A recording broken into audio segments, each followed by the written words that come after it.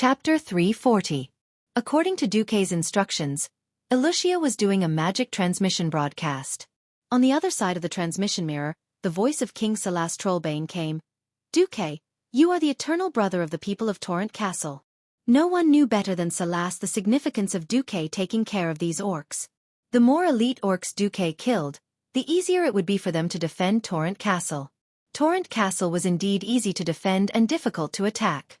No isolated city could be defended forever. To the west and south of Torrent Castle were cliffs facing the sea. In fact, at the bottom of the cliff was a beach. The Alliance, who controlled the sea, could still go there through the sea and even the eastern beach of South Shore, and supply Torrent Castle through the secret passage at the bottom of the cliff. Therefore, Torrent Castle was definitely not an isolated city. When a system prompt came in the spiritual world, your reputation in Torrent Castle is fixed at worship. Then Xueqi snapped his fingers. Let's go. Go. Where are we going? Asked Sylvanas. It's time to go to the hinterlands. I think there should be news from there. Then, what about this princess of the earth? Xueqi glanced at the image transmitted by the mage's eyes. Inside, Misril was on a killing spree. The corners of Xueqi's mouth curved into a wicked smile. Second sister, you have been with me for so long, you should have learned to trust me, right? Get lost. Who is your second sister? If it weren't for the fact that there were many people around Xueqi, Sylvanas would definitely teach Xueqi a lesson. In fact, not only did Queen Sylvanas not understand, but Elucia and the other knights also did not understand. Here, it was Gavin Rad who was the clearest about Xueqi's deeds. Cough cough. He knew that he had to be a bootlicker, and now was the time to shine. Sir Marcus's plan is the most sophisticated. If I'm not wrong, the magic array's effect on Princess Misril has a time limit. None of the people present were fools. Everyone understood. Damn it. Sinister indeed. Making an earth elemental princess, who had been sealed for who knows how many years and was obviously not a good person, fight to the death with the Horde. Then when the Horde and the earth elemental princess were about to fight to the death, they directly cancelled the bonus. This is too despicable, shameless and vulgar. However, we love it. Xueqi's group left lightly. He didn't confirm the result of the battle, and he left right in front of the tribe's dragon riders. Sylvanas was sitting on the roof of the carriage with his bow in hand. It was obvious that he was ready to shoot anyone who dared to come near. In a situation where they didn't dare to attack recklessly, the Dragonmaw clan's cavalry practically sent Xueqi off. The soldiers of the Wall of Thoradin watched as Xueqi's group slowly approached, followed by dozens of flying dragons in the air, all of them dumbstruck. The guard on duty really didn't know whether to open the door or not. Open the door! At this moment, the appearance of the supreme commander of the Wall of Thoradin, General Abendis, made the pressured guard sigh in relief. Abendis rubbed his eyebrows and smiled bitterly at his subordinates without concealing it. I thought that only Lothar was a true warrior, but I didn't expect the devilish genius Xueqi to also have such astonishing courage. With the two of them, Stormwind doesn't have to worry about restoring its country. All right, let the griffins move out to welcome our heroes. But the griffins are no match for the flying dragons. Abendis Adjutant reminded. Idiot, if those fools really dare to go against you, can't you fly close to Deputy Commander Marcus at a low altitude? The High Elves goddess of archery is there. Looking at Sylvanas, Abendis had indescribable envy. That was the highest level elven ranger hero. It might not be so in a plain battle, but once it entered the jungle battle that rangers excelled at, this level of ranger was a godlike existence. Heavy armored infantrymen, mages, strong orcs, in her eyes, there was no difference at all. With enough time and arrows, she could single-handedly destroy an entire army. On the surface, they said that they were here to support Lothar, but in reality, they had been following Xueqi all along, and no one could command them.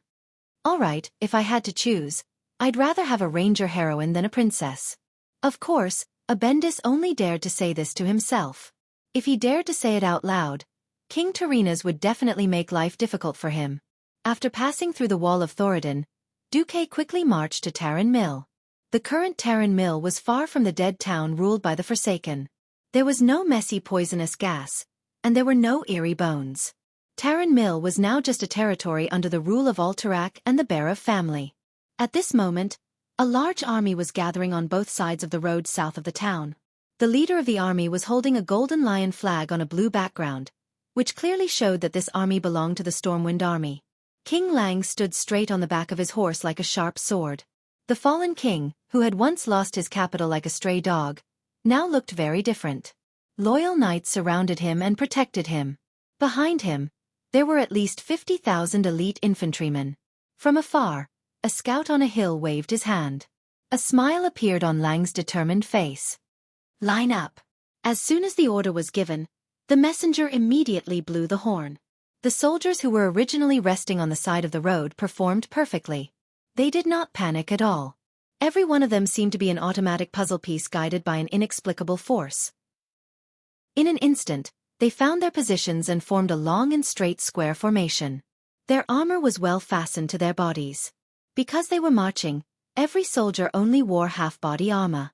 However, the shields on their hands were well strapped. As long as there was the slightest sign of trouble, they could immediately pull out their swords and raise their shields, forming a solid shield wall with their comrades. The soldiers who were close to the inside of the formation would immediately raise their spears, turning the formation into a big hedgehog. The commanders of the various platoons stepped out and began to inspect the formation of their subordinates. In fact, they were only there to supervise the formation. The squad leaders of each squad had already restrained their subordinates well. In just 10 minutes, an orderly marching formation had appeared on both sides of the road. At this time, a small group of cavalry galloped over from afar. Seeing this scene from afar, Lang and General Tom Seymour showed obvious joy. Not only them, but every Stormwind knight also showed a warm smile. Chapter 341. At the very front of the group was a man and a woman. The woman was an elven ranger, her pride and wildness comparable to the stars in the sky. Her impressive battle record gave her a graceful bearing.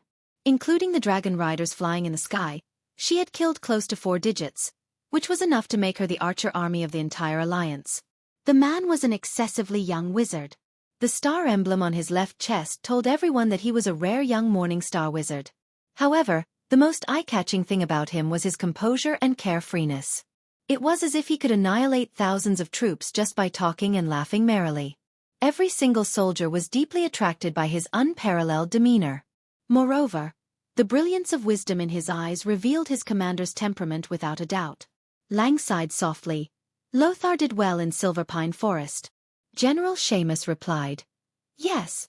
Commander Lothar was born to be a commander.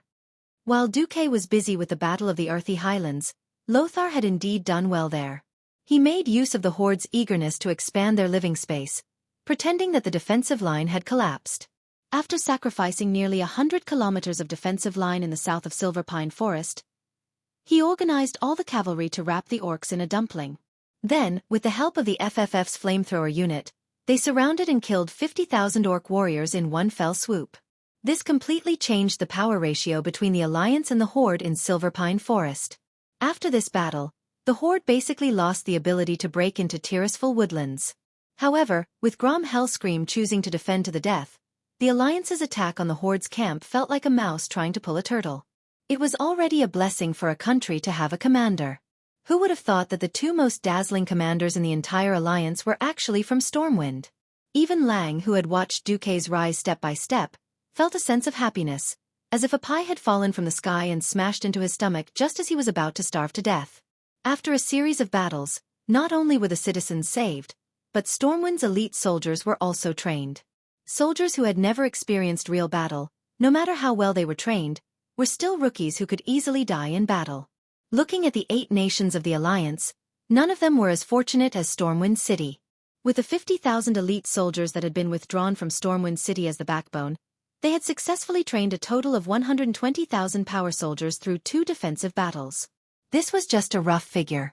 In reality, according to Xueqi's guidance, there were disguised killings of prisoners of war in Stormwind's territory. It was also not entirely correct to accuse Stormwind of murdering the captives, as it was nominally a gladiatorial competition.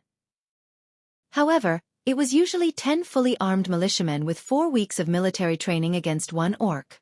The militia could kill the beastmen at will, but the beastmen were not allowed to kill the militia. The death of any militia would result in the beheading of 20 orc captives. Stormwind used this method to quickly and effectively train all the adult men. Although the Church of Holy Light had also complained about such behavior, the Rotterdam Kingdom also had gladiatorial arenas. Killing captives in such a way was really inexcusable. Moreover, among the hundreds of thousands of refugees in Stormwind, who did not have a blood feud with the orcs? If Stormwind was really desperate and did not hesitate to go all out, they could immediately summon 300,000 soldiers. Would the orcs be afraid of that? Of course, Lang would never send the last man in Stormwind to the battlefield unless it was absolutely necessary. Because it would definitely be a nightmare for the grand plan to restore the country. Fortunately, King Lang had Xueqi. He was the most meticulous commander who would use the smallest price in exchange for the greatest results. Xueqi. Seeing Xueqi approach, Lang was the first to get off his horse and open his arms to welcome Xueqi. Xueqi was a little flattered. In his and everyone else's impression, only Anduin and Medivh, the king's childhood friends, could receive such treatment from Lang. Even Duke Bolvar, the heir of the Four-Dragon family who had been loyal to the royal family for 1,000 years, did not have such treatment. It was obvious that Duke Marcus would be an unshakable name in the core ministers of Stormwind from now on. Xueqi, you've worked hard. Lang's eyes were filled with undisguised tears. They were filled with pity, lament, and more than anything else, he was touched. Everyone knew that once the tribe was defeated, the one who would benefit the most would definitely be Stormwind. It would go from a perished country that existed only on paper to a powerful country that could shake the world. The people were still there, the army was strong, and the navy was strong. What it lacked was the rich land that it used to have. Finally, when Lang finished hugging, Xueqi broke free from the suffocating bear hug. No, it's all worth it for Stormwind. There's no need to be humble. We all know about your great achievements in the Earthy Highlands. General Seamus flattered Xueqi bluntly. 35,000 orc soldiers and 12,000 laborers were killed in battle, and 23,000 were seriously injured. You're really fierce in this battle. Xueqi was a little embarrassed as he rubbed the tip of his nose with his index finger. No, I didn't do anything. The key was that I found a record of Princess Mizril from an ancient book in Karazhan. Then, I first broke her shackles, then defeated her, and then imprisoned her. Well, even I feel like I had nothing better to do. Xueqi spoke so casually about defeating the fierce attack of hundreds of thousands of orcs, but it made the people around him feel a sense of respect. Patting Xueqi on the shoulder, Lang got straight to the point. All right, I'll leave my 50,000 elites to you. You saved them in the past. Even if I have absolute confidence in you, but I'll say this first, every man in Stormwind will be one less man.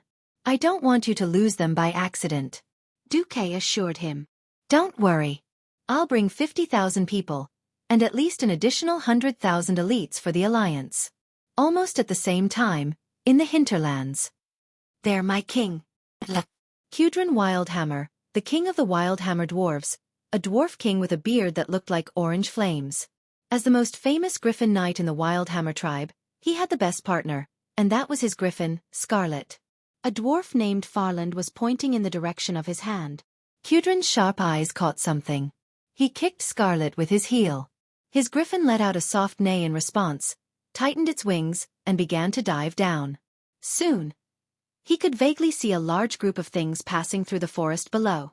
Trolls? No, definitely not. Ever since the War of the Three Hammers 230 years ago, the Wildhammer dwarves left Cosmoden and went north to the hinterlands to rest and recuperate in the Eagle's Nest Mountain. They had many conflicts with the trolls here. The Wildhammer dwarves could recognize the trolls even if they were ashes. Chapter 342. Although the creatures below had green skins similar to the disgusting forest trolls, they walked on the ground instead of flying over the branches. As creatures that understood the forest as well as the elves, their footsteps were too heavy and careless. It should be said that they never thought of covering their tracks. When they passed through an empty field, Cudrin saw those creatures clearly. They were taller and more muscular than humans. They had thick muscles and long legs that were as heavy as elephants. They were either carrying heavy weapons like axes and hammers on their backs. No matter what these creatures were, they were preparing for war. To hell with green-skinned monsters. They're so ugly. Cudrin pulled the reins backwards, causing the griffin's head to tilt backwards. It was a signal for the griffin to ascend. Scarlet swung its long golden tail, spread its huge wings, and flapped them a few times, stirring up a large gust of wind as it once again ascended into the sky. There, Flander and the other Griffin knights were circling, waiting for their king.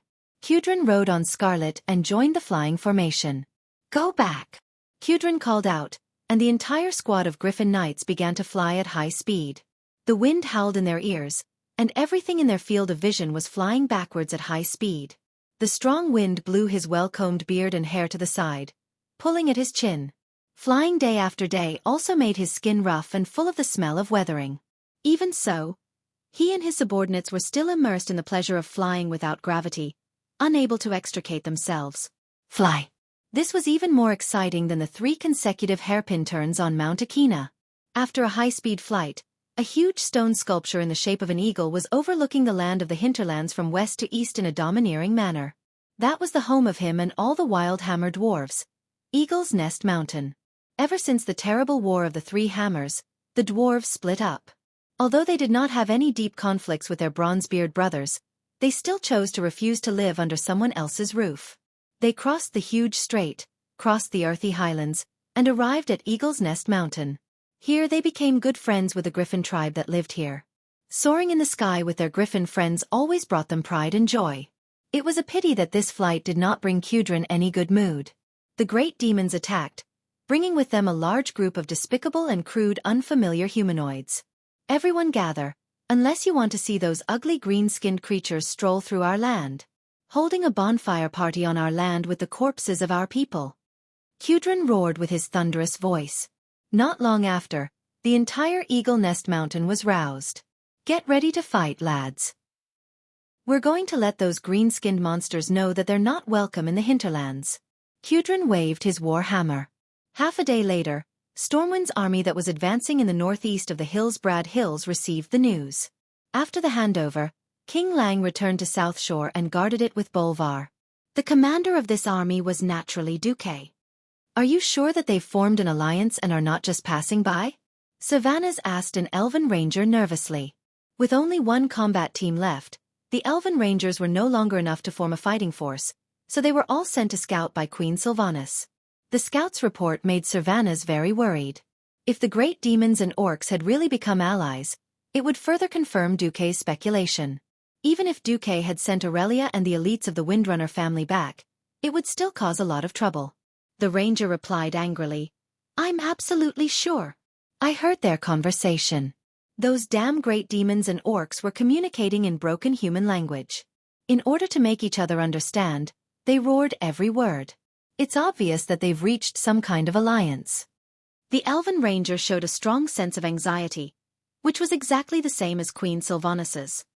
They're preparing to attack the Eagle Nest Mountain and then go to Cuel Salis. Cuel Salis was the home of the High Elves. Just like how the people of Stormwind hated the orcs who had killed countless of their people, the elves and trolls hated each other. Over the millennia, too much blood had been shed in the fight for the forest. Their hatred had already melted into the blood-stained soil of the forest, so thick that it could not be dissolved. If the trolls joined the Horde, it was obvious that in order to thank their new ally, the Horde's spear would be pointed directly at Cuel Salis. Savannah's turned to look at Xueqi. The playful, competitive, and indifferent aura that wrapped around her had long disappeared without a trace. All of her aura had formed a clear domain, as if even the clock that ushered in the long-cherished wish of killing the great demons had been frozen by her fighting spirit. Savannah's ability to change her aura at any time and place made Xueqi involuntarily sigh with emotion. Yes, Queen Sylvanas had the liveliness of a windrunner, but also the coldness of a general. This kind of superwoman who could perfectly merge 2 different auras into one. He really did not know who could subdue her. In Xueqi's memory, there was no memory of Savannah's, who had become the forgotten queen, having any entanglements with anyone until very late in the game. And as time went on, Queen Sylvanas became more and more extreme. Ugh, let's not think about that for now. What really changed the situation of the Alliance was the Third War at the Dark Portal. Xueqi shook his head, dispelling those thoughts that did not fit the current situation from his mind. The situation has changed a lot. Since the trolls are likely to join the Horde, we need to quickly inform the Wild Hammer Dwarves not to fight the Horde first. Xueqi turned to look at Windsor. "Reginald, bring that thing with the rest of the army and come here as soon as possible." Windsor nodded. Xueqi then looked at Tom Seamus. "Tom, Speed up the march? I understand. Xueqi blinked. I need you to enter the battlefield at the right time. I will let Alusia inform you of the specifics through magic. Tom and Alusia nodded. Finally, Xueqi looked back at the anxious Savannahs. Since you are in such a hurry, why don't you fly with me? Savannahs looked at the griffin rider leading 2 majestic griffins. After a long while she finally said, I don't know any riding skills. Ha! Xueqi's eyes widened. Chapter 343. More than once, Xueqi had found that this Azeroth was a bit off. A deviation of 21% wasn't high, but it wasn't low either. At least it was more than 1/5. Xueqi really didn't know whether Sylvanas knew how to ride or not. He only vaguely remembered that both the High Elves and the Blood Elves of later generations liked to ride a chocobo that looked a bit like an ostrich. Back in the game, he had killed a certain tragic prince countless times for a white chocobo. He had almost pulled out the prince's last pair of underwear before he managed to kill it. An ordinary man was not guilty, but Kale, that's with 2 mounts. Being a rich man was a sin. Well, in this life, Xueqi and Kale, that didn't have any deep grudges. No matter what, Queen Sylvanas was clearly saying that even if she didn't know how to ride a griffin, she still had to take him. When it came to the safety of her homeland, she had long since entered a state where she wouldn't listen no matter what. Instead, Gavin Rad raised his hand and said, I don't know how to ride a griffin, so I won't go. Xueqi looked around and realized that if 2 people and a griffin were to ride, Sylvanas would have to rely on him. Okay. The captain of the Griffin Knights secretly rolled his eyes and couldn't help but praise a certain deputy commander in his heart. It was an unwritten rule that women were forbidden in the army. But there was no rule that said women couldn't go to the battlefield, right? Although the 2 blonde elven rangers had been hovering around Xueqi all day, they could fight better than any man. In terms of kills alone, they could beat any man by 9 streets. The Silver Hand Knights had made a name for themselves in the Silver Pine Forest. Wuther, who was the best at fighting, only had a kill count in the triple digits. What about Aurelia and Sylvanas? The former had 1,388 kills, while the latter had 2,172. Moreover, if Aurelia hadn't left midway, it would have been most likely Aurelia, who had been in the lead, who kept the kill record. In 4th place was still the Windrunner, which was the 4th sister Lilith, with 812 kills. It wasn't wrong to say that the Windrunner sisters were a force to be reckoned with. Of course, the most insane orc killer in the alliance was none other than Xueqi. Even though Xueqi had very humbly pushed out the merits of trapping and killing the horde to the other warriors, most of the merits were still given to Xueqi for this battle at the Strait and using Mizral, the princess of the earth, to trap and kill tens of thousands of orcs. On official records, Xueqi's kill count was 61,820.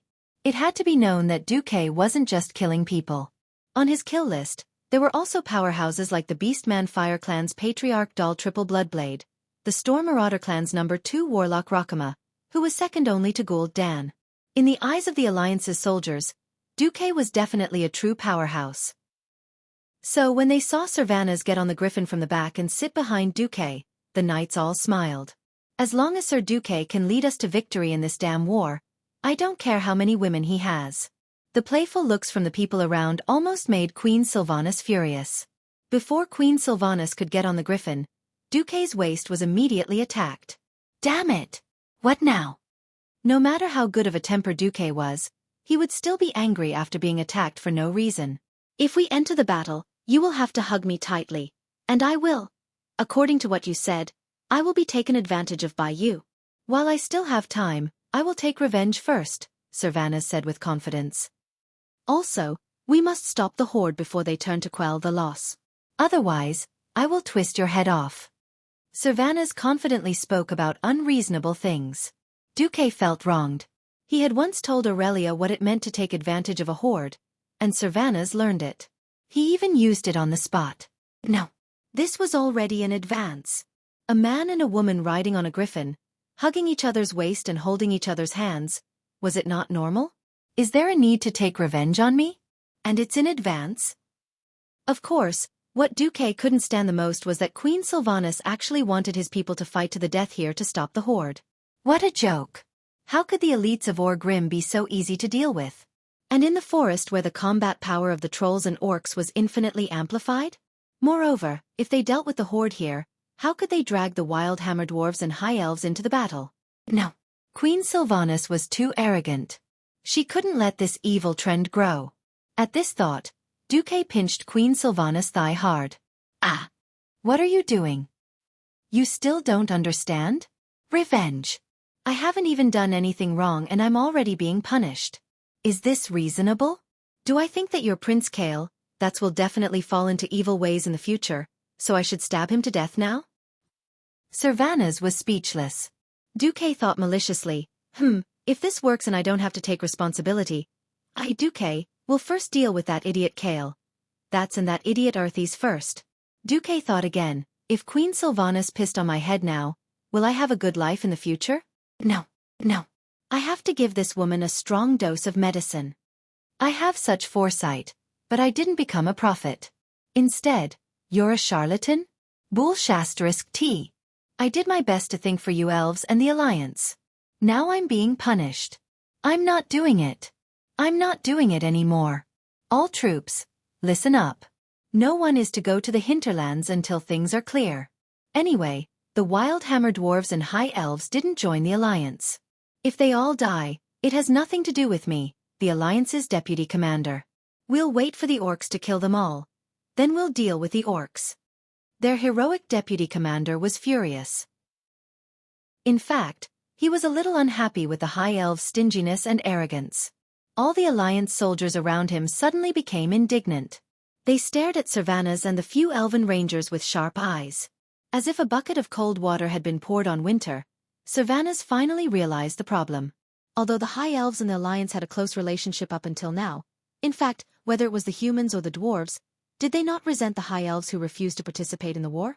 The story of how arrogant the Silver Moon Council's representative was at the Lordaeron conference had long spread throughout the Alliance. Yes, the elites of the Windrunner family had indeed killed a lot of orcs, but compared to the entire battle, a mere few thousand people was simply a drop in the bucket. For this war of races, the bronze-bearded dwarves had died hundreds of thousands, and the human countries had sacrificed millions. However, the high elves had almost no sacrifices. When the humans and the orcs were at war, the elves were indifferent. Well, now that Xueqi was in danger of being attacked, why did the elves need the humans to send troops to help? Even if it was to rope in the wild hammer dwarves who had a closer relationship with the Alliance had no good reason to save Xueqi. The problem was, without the help of humans, Xueqi would definitely not be able to hold on. This had been proven by history. Chapter 344. The High Elves were indeed powerful, with a lot of pharaoh and powerful rangers. It sounded perfect, didn't it? But didn't everyone feel that something was missing? Yes, it was the soldiers at the front. The slender bodies of the High Elves meant that they were good mages and rangers, but not good warriors. Their natural arm strength and stamina were different from other races, and they were at a disadvantage in hand-to-hand combat against the tall trolls, not to mention the violent orcs. It wasn't just a matter of racial talent. More importantly, the High Elves were too small in population. Their long lifespans meant that the High Elves weren't keen on reproduction. And in a country where mages were the most respected, the status of warriors was extremely low. This caused the High Elves to have even fewer warriors. It was also because of this that Xueqi vigorously developed the arcane puppet technology, attempting to use it to make up for the lack of vanguards in the war. Without the defensive barrier of the forest, Xueqi would probably repeat the same mistake, being beaten like a dog by the trolls 2,800 years ago, and almost being destroyed. This time, with the even more violent orcs, the High Elves definitely wouldn't be able to win. Seeing Xueqi, who had been saving the world like a saint a moment ago, turn into a scoundrel in an instant, Sylvanas was about to go crazy. Xueqi and her sister were indeed very, very good friends. But in the face of a world-class event, Xueqi had nothing to say about putting the Alliance first. How could she know that there was a reason why Xueqi helped or saved every kingdom? Needless to say, the Furnace Castle was the core of the Alliance in the future. The Kingdom of the Sea, called Tiras, was the key to restoring Stormwind. Alterac's South Shore. All the Stormwind refugees were there now. Stormguard. Xueqi clearly remembered how tragic the torrential castle would be after the Third War. Xueqi had sown the seed today, and he would definitely reap the fruit in the future. Perhaps Xueqi was indeed a great hero of the Alliance today, but when it came to saving the world, Xueqi definitely wouldn't mind helping himself. Only he knew that in the future, it would be a world where dozens of meters-tall demons roamed the streets. If he didn't preserve more vitality today, he would have to pay a higher price and compromise in the future. He had to assert his authority. Ahem, no. I have nothing to do with Queen Sylvia. I just want to establish a master-servant relationship. Seeing Xueqi looking at himself with a deep gaze, Sylvanas was at a loss for what to do. It wasn't that she didn't have talent in this area. It was just that her older sister was more mature and steady. She didn't need to think about this at all. She just needed to be a ranger general and be a paycheck thief in Silver Moon City. All of a sudden, she was asked to give a plan, or a suitable identity and reason for Duke to lead the army to save Quell the Loss. She really couldn't say anything. After discovering that Xueqi wasn't threatened by her at all, she bit her lip and stared at Xueqi without saying a word. 1 second, within 5 seconds, 30 seconds. The air seemed to have frozen, and time seemed to have stopped. Finally, a pleading look appeared in Sylvanas' eyes. Xueqi didn't want to push Sylvanas too much at once, so he sighed in the end. Sylvanas, it's not that I'm threatening you on purpose, or that I don't want to send troops. Faced with the barbaric invasion of the tribes, the 8 countries signed the Lordaeron Alliance Treaty. It's reasonable for me to lead the army into any of the 8 countries, but not Quell Salas. However, Quell the Loss was different. Once the army of the Alliance stepped into Quell the Loss without the official permission of the Sun King, it would be equivalent to declaring war on the High Elves. I can't bear this responsibility. Neither can Lothar. No king or kings can bear this responsibility. Then what do you think we should do? Sylvanas' heart sank when she heard this. She wasn't young anymore. As a ranger general, she knew very well how the old bastards of the Silver Moon Council were. In times of peace, this might be a manifestation of democracy. But in times of war, these guys could do nothing but hold the army back. Even if it was her sister who went back, she would have to ask King Anastrian and the Silver Moon Council for help. That was easier said than done. Even after 2,000 years, there were still counselors who complained that they had given the humans too many benefits. This made Anastrian, who succeeded the throne after the Troll War, rather embarrassed. After all, even if he wasn't the one who set the terms, it was the Sunstrider royal family's fault. Xueqi let out another long sigh. So the crux of the problem isn't with our alliance, but with the High Elves themselves. Then, there's nothing we can do? For the sake of my sister and the Windrunner family's friendship with you. Sylvanas' body was trembling. For the sake of friendship, you can come up first. Xueqi reached out his right hand to Sylvanas. When I deduced that the Horde might attack the hinterland's Eagle Nest Mountain, I wrote a letter to Magni Bronzebeard. Because his father is heavily injured and can't do anything, Magni, as the acting king of the Bronzebeard dwarves, asked me to save their Wildhammer dwarves if the Eagle Nest Mountain is attacked. So, it's absolutely reasonable for us to go to the Eagle Nest Mountain. And then, if we can successfully protect the Wildhammer dwarves, we will pursue the Orc and Troll Alliance all the way to the border of Quell Salas. But let me say this first. If Quell Salas doesn't officially join the Alliance, the Alliance's soldiers will never step into the High Elves' territory. Xueqi emphasized the word, alliance. Humph. You've already thought this through, haven't you? Sylvanas said angrily, but she put her hand on Xueqi's palm. Ugh, Queen Sylvanas' hand is so soft. What the hell? Why don't these rangers even have calluses on their hands when they use their bows all day? The High Elves' bodies are really unscientific. Queen Sylvanas didn't give Xueqi any more chances to be distracted. With a nimble flip, she sat on the back of the griffin behind Xueqi. Originally, Xueqi had fantasized about whether Queen Sylvanas would stick to his back. Unfortunately, Queen Sylvanas, who had just embarrassed Xueqi, was very defensive. No matter how the griffin twisted its back, or how the griffin shook its wings, Queen Sylvanas held onto the griffin's back, keeping her chest at a distance from Xueqi. At most, she held onto Xueqi's belt with both hands. Unfortunately, an hour later, Queen Sylvanas' efforts to prevent herself from being taken advantage of were destined to go up in smoke. That was because there was a battle ahead. Countless griffins circled in the sky. On the ground, pitch-black spears shot into the sky, shooting dwarves and griffins down from time to time. Sylvanas clenched her teeth, pressed down on Xueqi's shoulder, and flipped in front of Xueqi. Hold on to my waist tightly. Chapter 345. In the name of our ancestors, there are too many of them. They're just like marching ants, but bigger and better equipped. Kudrin cursed as he looked at the scene below. He and an entire hunting group were hovering in the air. The advantage of obtaining air supremacy was that they could adjust their altitude at will so that they could have a good view of the unfamiliar green skin monsters. But the situation in front of him was terrible. When his sentinels first discovered these strange and ugly creatures and went to inform Kudrin, they estimated that they would still need at least 3 days to reach their destination. Unfortunately, these guys were moving very fast, and now they were only less than half a day away from the dwarven territories below the Eagle Nest Mountain. At first, Kudrin only saw a small group, but then he noticed that there were at least 3 groups less than 50 meters away. These green skin monsters were scattered into groups of about 20 people, but it was conceivable that more groups were coming out from the depths of the forest. After flying for about a kilometer, Kudrin actually found more than 40 groups of green skin monsters. The wild hammer dwarves were never afraid of any challenge, but if these guys were not just for show, they would have been able to destroy Eagle Nest Mountain with their absolute advantage in numbers. For some reason, Kudrin suddenly missed his bronze-bearded cousin.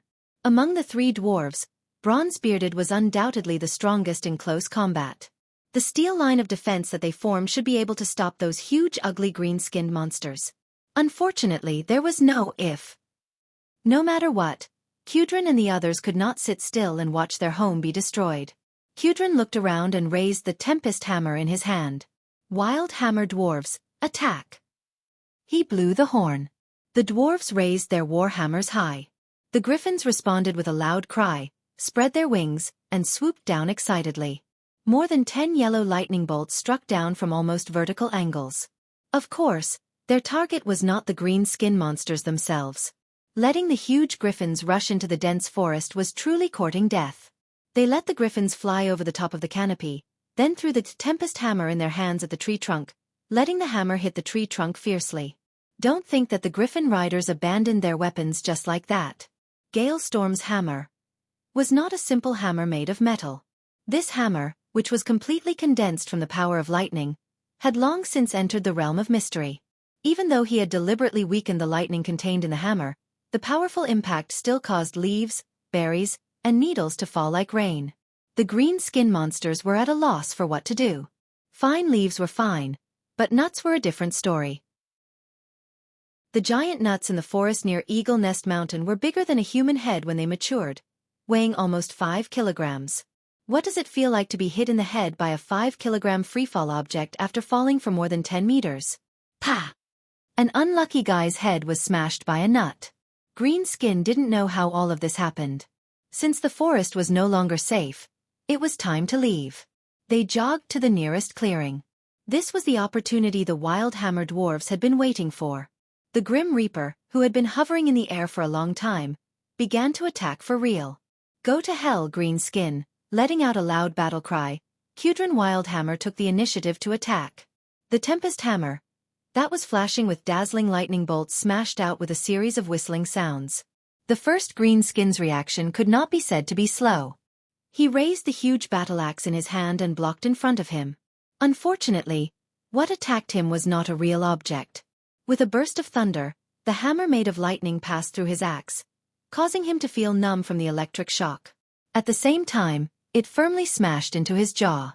From his chin that had become as soft as rubber, it could be seen that all the bones in that area had been smashed into pieces, and his body suddenly flew backward. Green Skin bastards are not worthy to defile our forest. Kudrin's roar greatly boosted the morale of the wild hammer dwarves.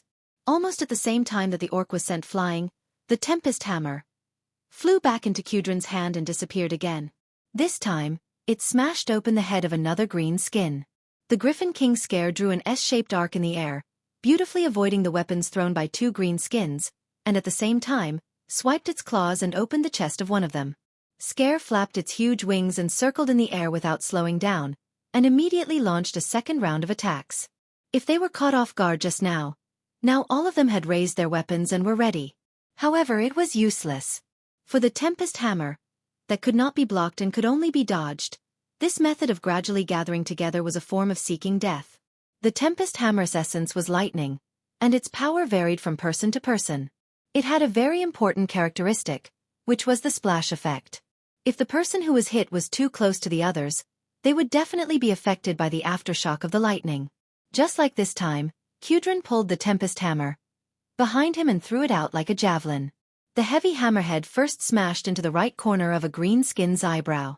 In the next moment, his head exploded with the sound of a large-caliber dwarven musket.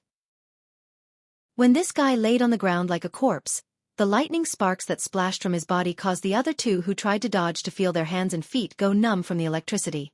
This gave the two griffin dwarves behind Qudran a chance to dive down. Other than throwing the Tempest Hammer, 3 huge griffins in a row showed their might at the same time, especially Scare. This was especially true for Scarlet. Her powerful front claws directly used high speed to rip a greenskin's head and scarlet spine out of his body. She used her sharp beak to tear the head of the second greenskin, and at the same time, she used her wings to stun the third one. The Griffin Knights were like harvesting crops in the field, easily plowing a bloody path through the greenskin's formation. Unfortunately, the ferocity of the griffins only ended here.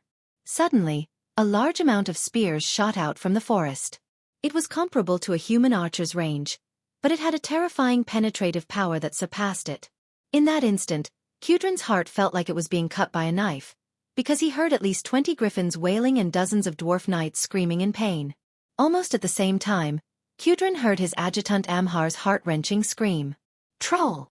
Following his adjutant's shout, Qudran saw with his own eyes a stone axe that wasn't too sharp spinning at high speed in the air, drawing a sinister arc in the air and smashing into the shoulder of another griffin knight in his squad, Befalon. Beflon's left arm immediately became powerless and fluttered in the wind, and a wound near his shoulder spurted out dark red blood along with the wind.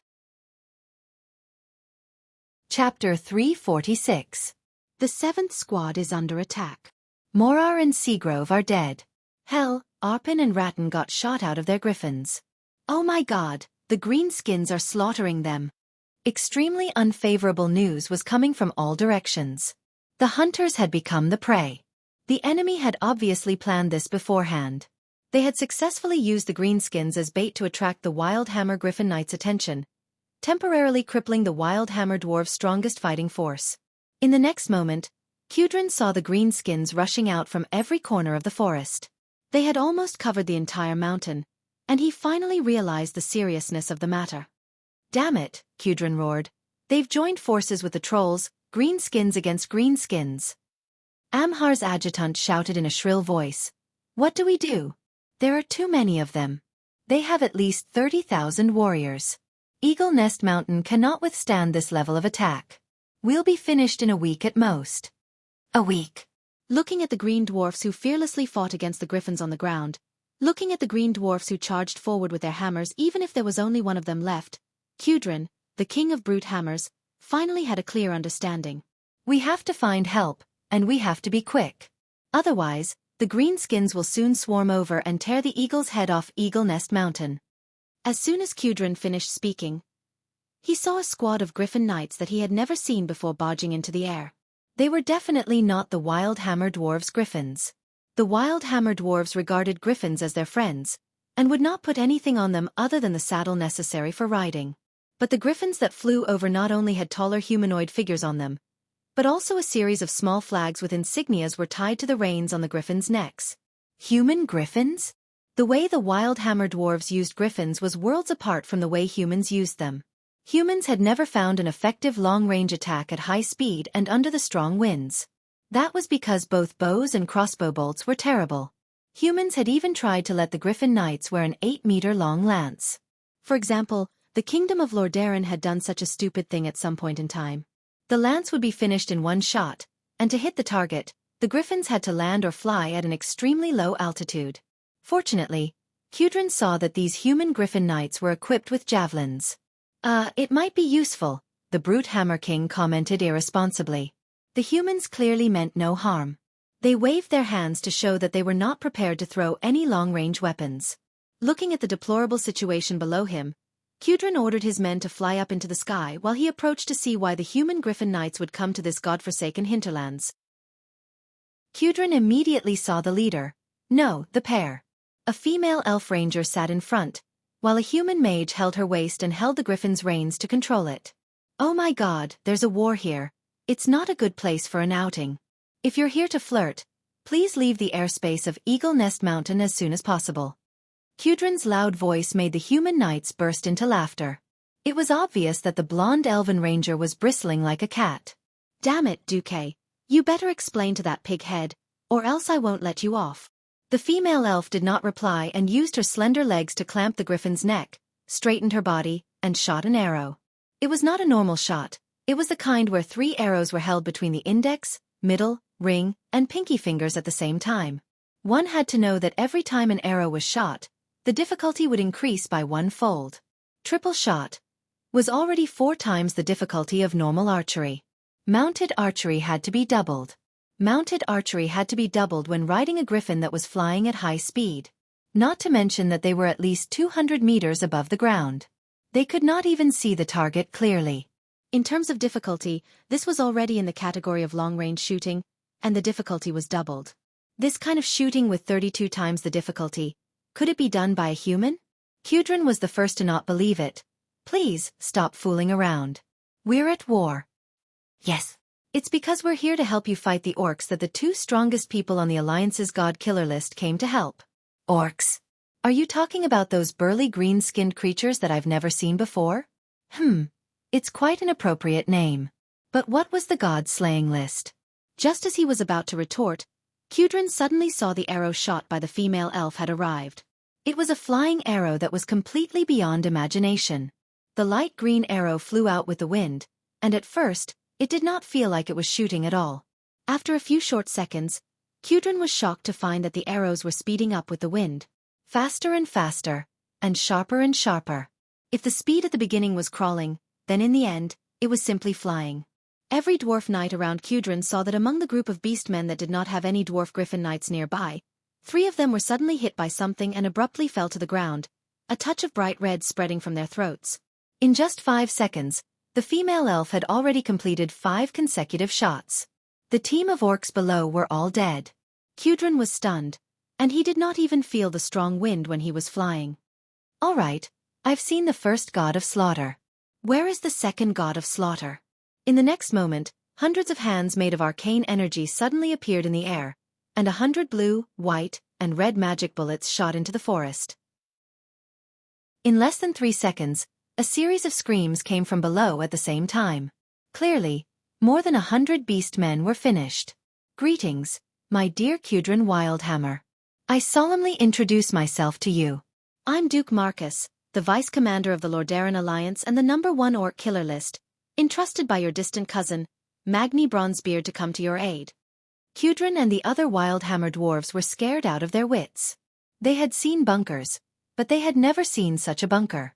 If the female elf's archery was considered a godly skill within the realm of imagination, then what this wizard named Xueqi did was completely beyond the concept of humans. Instant cast, multiple cast, high-speed cast. Any one of these skills could be called a master, and to be able to do it on the battlefield at the same time, it was simply inhuman. Even if Kudrin did not want to admit it, Magni had indeed found him a good helper. But this small number of people was not enough. There were at least tens of thousands of green dwarves below. No matter how strong this couple was, how many could they kill? "I have to admit that you picked a very good time to come here. Tell me, what do the Wildhammer dwarves want?" "I'm sorry to tell you, but the goal of those orcs is to conquer all intelligent races in the world of Azeroth. So, for the future of the Wildhammer dwarves, I formally invite you to join the Alliance." Chapter 347. At this moment, thousands of possibilities flashed through Kudrin's mind. For a moment, Kudrin was almost certain that this was a conspiracy. The timing was too coincidental. The Eagle Nest Mountain was attacked, and you came. I didn't even ask for help. Xueqi's speed was faster than those death merchants who came to resell arms when they smelled the scent of war. The next second, Kudrin smiled bitterly. The Wildhammer dwarves knew that the entire Lordaeron continent was in a mess. The Wildhammer dwarves were not a completely isolated race. Even the merchants who frequented the Eagle Nest Mountain had told the Wildhammer dwarves that the entire continent was at war.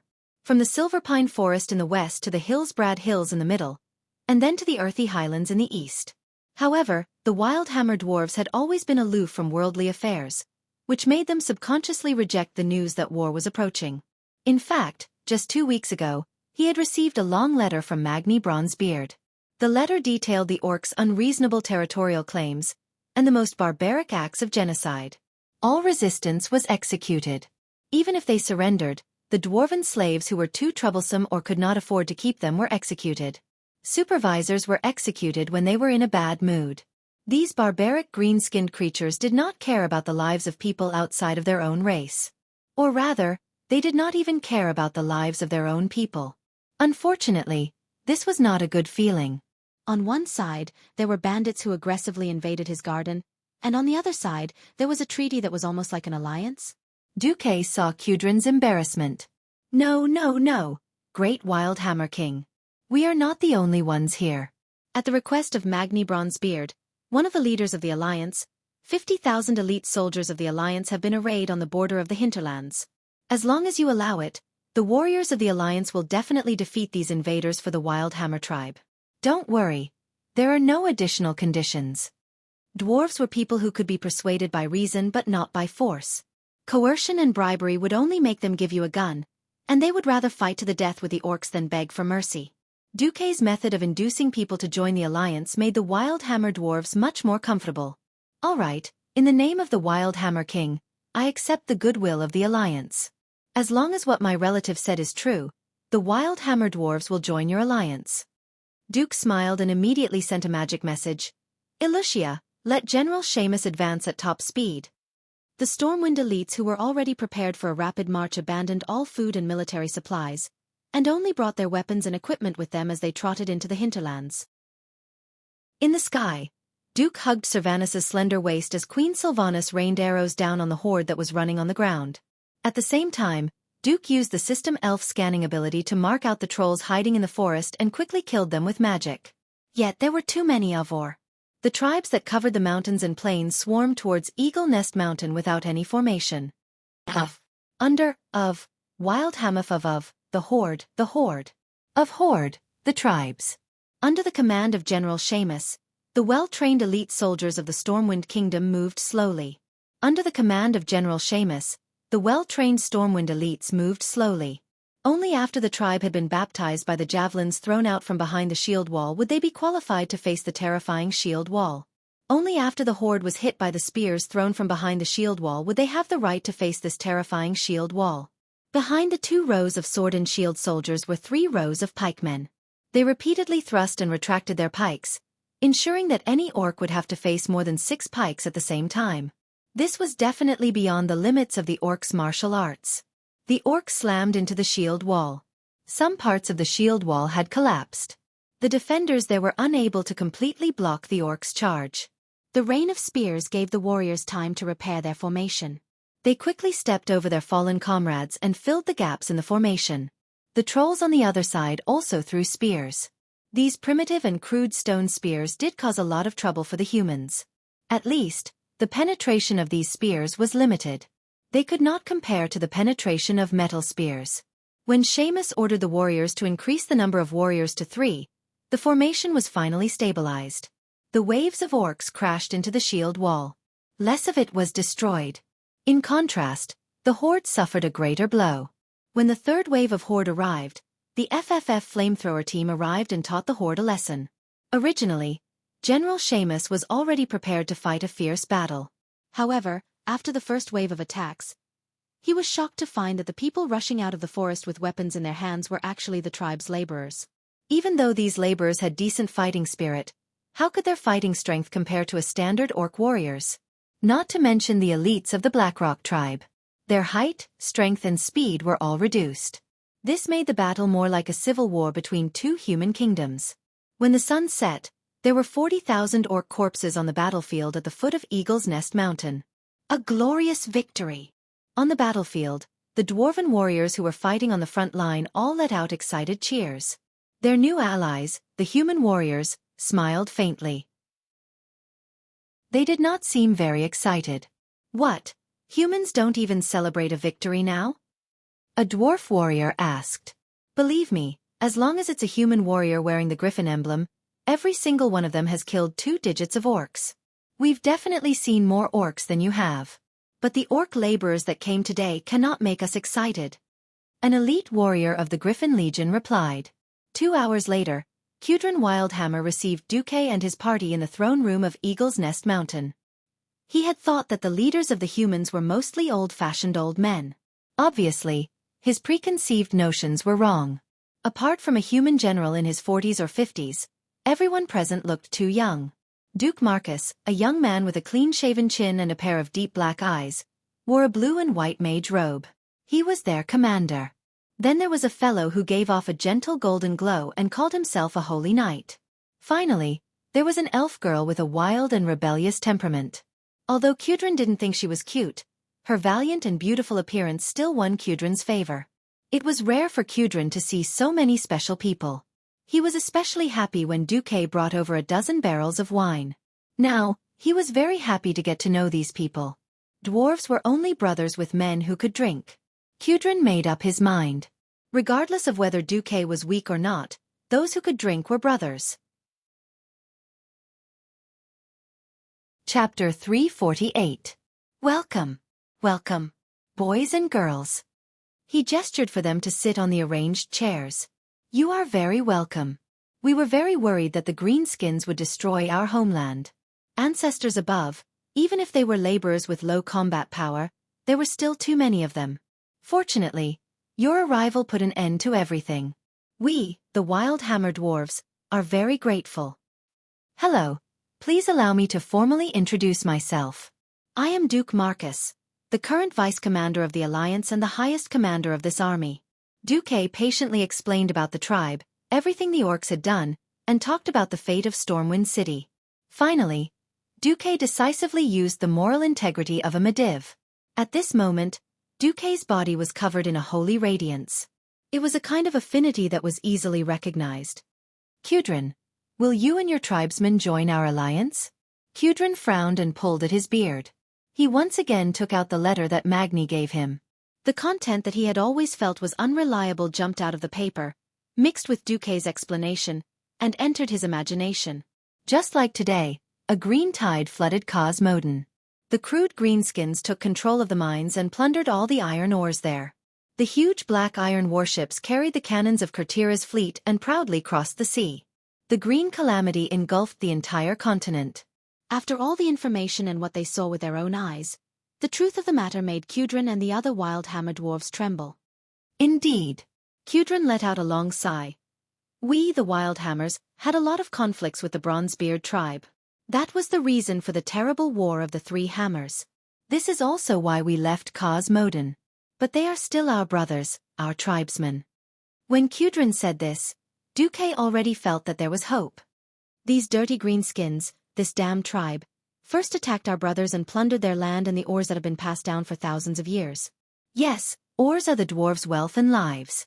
Now they came to attack us. It was all thanks to your timely reinforcements that we were able to escape the fate of having our home destroyed. At this point, Kudrin suddenly changed the topic. That's right, I don't really like the timing of your support.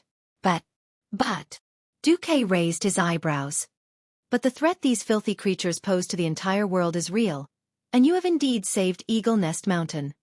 Kudrin slammed his hand on the armrest of his chair. Of course, we will join the alliance.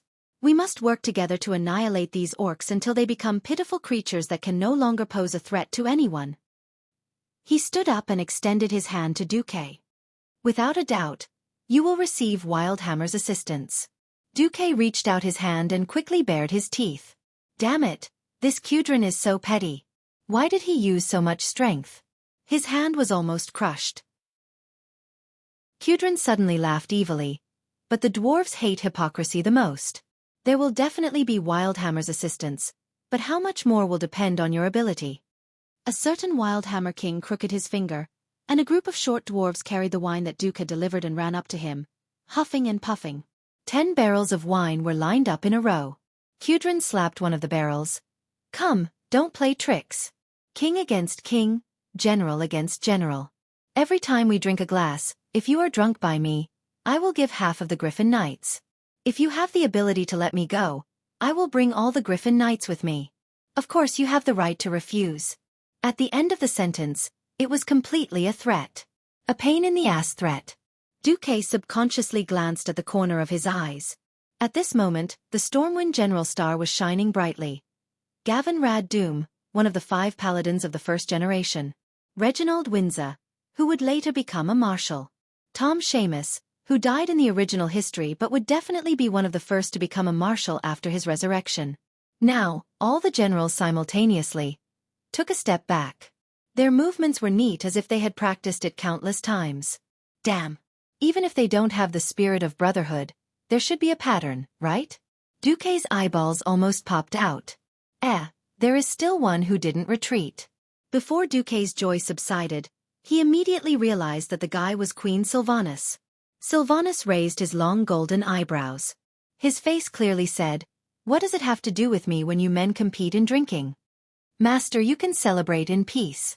I will be responsible for taking you back to the bedroom to ensure that you will not do anything that will violate the Alliance's etiquette and Duke identity." The little maid Vanessa, who rushed over to follow the army this time, made a proper lady's bow. "But why are there dozens of coiled ropes hanging around your waist? Once I'm drunk, you will tie me up like a dumpling, right? Oh hell, are you the master or am I the master?" At this time, Cudrin's image began to enlarge infinitely in Duque's vision. It was already bigger than the dwarf's avatar. That was definitely a demon king's body size and pressure. Cudrin stood up, pulled out Duque's hand with a serious lying expression, held it, and stuffed it into a huge wooden barrel-shaped wine glass. It was filled with fragrant wine. "As the king of wild hammers, I represent the 50,000 compatriots of the Eagle Nest Mountain to thank you, Duque, to the friendship between dwarves and humans. Cheers." He said a lot of words of thanks, but it actually meant only one thing. "You damn brat, drink it." He only said this sentence, but it was enough. The group of bastards behind him also raised their glasses. "To the Alliance." "Alliance my ass." In order to please the dwarves, I poured alcohol into the sweet fruit wine that the dwarves like to drink. Duque's face turned pale. What does it mean to be caught in one's own trap? If you don't seek death, why do I have to seek death for no reason? When Duque raised his glass with a bitter face, the demon king of the wine table Cudrin said, "I'll drink first, you take your time, but remember to be fair." After that, Demon King Cudrin drank at least 500 milliliters of the so-called fruit wine with at least 50% alcohol in 3 seconds. Great.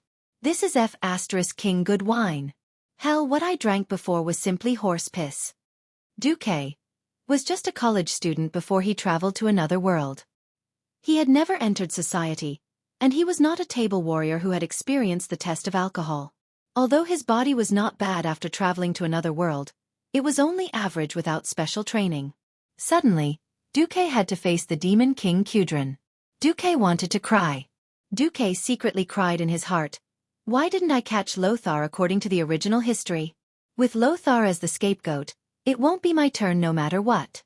Just as the wine entered his throat, a miracle happened. Chapter 349. The System Elf appeared. "Dear host, do you want to drink 1,000 cups without getting drunk?" "Nonsense. Do you have any good ideas?"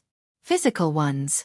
I can stimulate the growth of alcohol-dispelling enzymes in the host's body, making it harder for the host to get drunk. I can increase the host's alcohol tolerance by 5,000%, but at the cost of the host's stamina." "Stop talking, let's do it." Less than 3 seconds after Cudrin finished his drink, Duke also finished his big cup with a gurgling sound. "Come on. Who's afraid of you?" Duque directly flipped the big cup over, and only a few drops of wine dripped down, indicating that he had drunk it all. For a moment, the crowd was in an uproar. Was Duque hiding his true colors? Or was he just acting rashly and showing his true colors later? Miss Alucia Barov looked at the huge wine barrel in confusion, as if she was tempted by the fragrance of the wine. Alucia waved her hand, and naturally, a dwarf maid helped to pour the wine. Alucia only took a small sip. At first, she felt that it was a little sweet, but in just a short minute, the overbearing alcohol spread from her stomach, and a warm current rose from her chest to her head. God! What wine is this? Alucia almost couldn't stand it. On the other side, when Cudrin saw that Duque didn't get drunk after 1 cup, the brute Hammer King was very unhappy. After all, he almost choked himself. He thought to himself, "You can drink so much even though you're a pretty boy? Then why did you pretend that you couldn't drink just now?" I just don't like that you humans have so many tricks. If I don't get you drunk today, my surname isn't Brute Hammer. Come, let's drink to our heart's content. A barrel of wine, even if it was a small one, was at least 10 liters, and it was quickly finished by Kudrin and Duque. It was true that Kudrin was talented. Duke on the other side was equally unfathomable. Most of the people around him who were drinking with him were swaying left and right, and the few that didn't die fighting on the table were also a little drunk. However, the two fellows in the middle of the field swayed and did not fall. Hey, Duque, don't you think we're going to stop like this? Kudrin wiped the wine off his beard and accidentally rubbed it on his eyebrows. Well, old man Kudrin, how about something more exciting? Duque elegantly wiped his mouth with a napkin, then poked the tip of his nose with his finger. Mixed wine? That's the inevitable second stage. It's not exciting. Kudrin raised his hand. Bring me all the models on my military map. And my baby. Soon, a large number of Griffin Knight models were placed on the table. From now on, I'll put in an additional squad of 8 Griffin Knights for every round. In exchange, you have to give me 10 more barrels of this wine. No problem. I'm not done yet. From now on, we'll drink together. Each round had to be different from the previous one. And we play dice. What dice? Seeing a dwarf servant bring a dice the size of a fist, Duque could not help but laugh. Damn, should I say it's common for alcoholics in every world? He saw that each side of the dice had different contents written on it. On it were the words as much as you want, 1 cup, 2 cups, and of course the most terrifying one was the table clear. Now, there were at least 20 different kinds of wine on the table. At that moment, Duque's 100,000 alpacas were running wildly in his heart. He even wanted to die. 5,000% increase in alcohol-reducing enzyme sounded like a lot, but if he was weak, 5,000% was 50 times, and 50 times was only 250. 1 table clear was definitely enough to kill him. Hee, you can only drink 1 cup in each round, but drinking 1 cup is only considered as breaking even. You have to drink a different cup before you can throw the dice. The cup on the dice is what the opponent wants to drink. The opponent can only start their own round after they finish drinking. At that moment, Duque did not want to know anything. At that moment, he just wanted to make a phone call, call a mage to send a message to Lothar. If he died because of alcohol poisoning, would it be considered as a work injury? The cruel battle began. Duque attacked first. His face was dark, and after drinking 2 cups, Kudrin was only hit with as much as you want. This shameless brute Hammer King actually only took a small sip in order to cheat him to drink. Wasting an opportunity would bring retribution. Kudrin attacked from the back and hit Duque with 5 cups. Seeing that the situation was not in his favor, Duque decisively cheated. He let the system elf control his muscles and threw a table clear at Kudrin. However, life with cheats did not need to be explained. Kudrin actually did not fall. He actually did not fall. After the wine on the table was refilled, he very shamelessly returned a table clear to Duque. Duque was defeated. Just a little bit more. Looking at the system notification that said, "You still need 1% more alcohol before you will be completely drunk." Duke was stunned as he held on. He continued to cheat and returned another table clear. This time, the wine table demon Kudrin finally showed signs of not being able to hold on. He almost used all his strength to give Duque another cup. At that moment, the Alliance's wine table commander, Duke Marcus, with the most tragic expression, drank the cup of wine and then collapsed. The winner has been decided? No. Under the cheers of the brute hammer dwarves, Kudrin raised his cup high, but he could not drink even half a drop. At that moment, Kudrin seemed to be possessed by something. He loudly sang a majestic and lonely song. This body is the bone of wine. Blood infuses wine, heart is like a wine jar. Undefeated in countless wineries. Never retreating in defeat. Never had a confidant. I often stand alone on top of an empty wine barrel, drunk in lonely victories. Yet, only nothingness is left. Then this body is destined to be born for wine, to fight for a drinking buddy. After singing, the cup in his hand fell to the ground. I declare, from today onwards, Duque is my brother. With that, the wine table demon Kudrin Wildhammer collapsed. He let out a thunderous snoring sound. It was actually a tie? Kudrin, who could single-handedly defeat an entire team of opponents in a drinking contest, was actually tied with the young human mage Xueqi. One could imagine that Xueqi's name would spread throughout the entire Eagle Nest Mountain in a single night. Yes, that's right. Xueqi led the army to save the Eagle Nest Mountain, but his name might not be known by everyone. But Xueqi defeated Kudrin at the wine table, so Xueqi's name was destined to spread throughout the dwarven world. The dwarves' worldview was so strange. Only those who could fight and drink the most would be famous. They found that no one was still standing at the guest and host seats. The aftermath teams from both sides came out to clean up the battlefield and pick up their respective corpses. A dwarven auntie who seemed to be Kudrin's wife threw Kudrin onto a small cart and pushed him away like she was about to dump garbage. Vanessa dragged Xueqi's leg and dragged him away like a dead dog. Chapter 350. A drunk man weighed a ton. This was the common thought of every woman who had no choice but to serve a drunk man. The only fortunate thing was that as soon as he left the room, Xueqi's knights came up to carry the most expensive drunkard in the alliance. Leave it to us from here to the VIP room. Cassar Ulysses, who had been chosen as the captain of the knights, smiled as he took Xueqi. With the alliance operating well and winning every victory, it was not an exaggeration to say that Xueqi was the most important person in the alliance. There was even a slightly exaggerated saying that the Sword Saint of the Fireblade clan could assassinate anyone. As long as Xueqi was still around, the alliance would not collapse. Cassar and another knight each held onto Xueqi's arms, while 12 fully armed knights escorted Xueqi to the room in the state guesthouse. Before entering the room, Vanessa's expression and appearance were elegant and in line with the image of a maid. But when the two knights placed the drunkard Xueqi on the bed and said, "Miss Van Cleef, I will leave the lord to you," this sentence made Vanessa blush for no reason. Thump thump. Her heart was beating so fast. She did not think much of it at first, but after hearing what those two fellows said, she felt that something was going to happen. Along the way, she had heard too many terrible stories of the nobles bullying and humiliating their maids. Living teaching material for the young masters of the nobles, lovers of the counts. Almost subconsciously, Vanessa pulled up her maid's skirt. Of course, it was not for benefits, but purely to make it easier to pull out the throwing knife tied to her thigh. In the next moment, Vanessa felt that she was really an idiot. "Damn it, if I really hurt Xueqi, my dad will be the first to kill me," Vanessa muttered. One had to know that in the past New Year, Edwin Van Cleef made a trip back to South Shore. He talked incessantly to her about the progress in the western wilderness. According to Xueqi's arrangements, he and Gillian Stallman had successfully established a base in the mines of Moon Creek in the western wilderness. Not only did they succeed in saving more than 2,000 people under the noses of the tribe and safely sending them to South Shore, they also gained a foothold in the mines. Using the complicated terrain of the mine, we killed more than 500 orcs, and we only lost less than 30 people.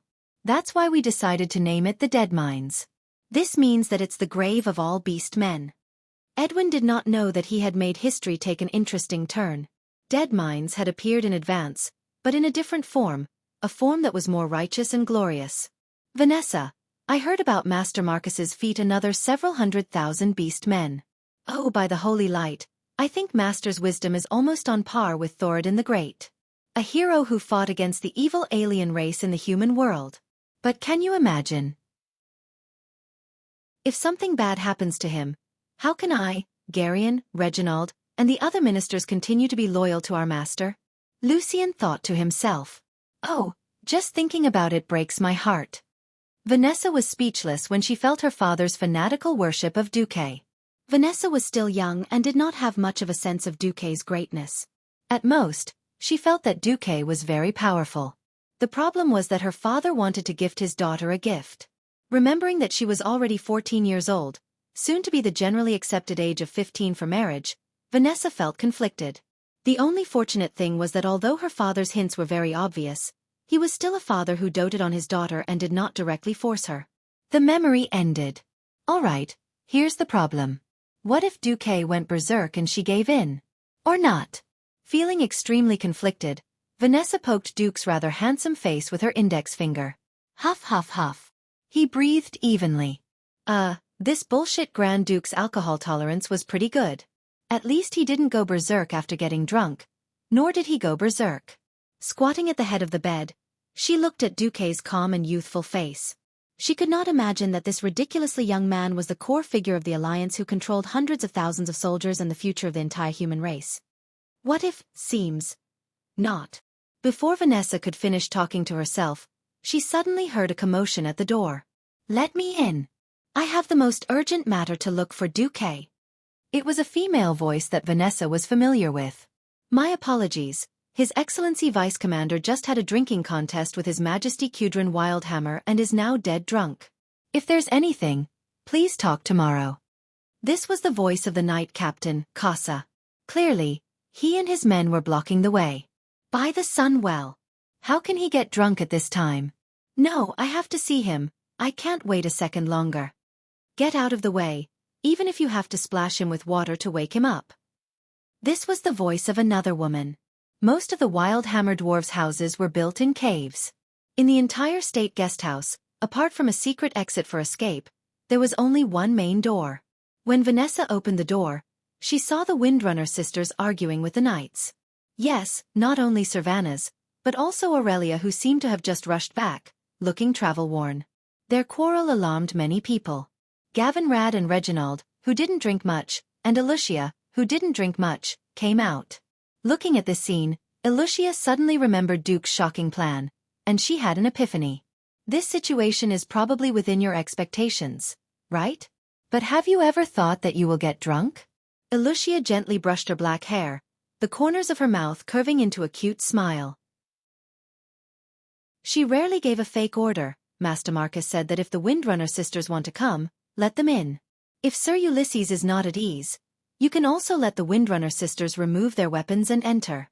Of course, Sir Ulysses can also come in. Everyone knew that Duque and Aurelia had a special relationship, but no one said it out loud. In fact, weapons were not the main point. With such an important matter at hand, Aurelia very nimbly removed her longbow and the ranger's dagger, and handed them to the accompanying elven ranger. She and Servanas almost rushed into the room, and then saw Vanessa standing by Duque's bed. Vanessa said, "Sorry, Sir is very drunk.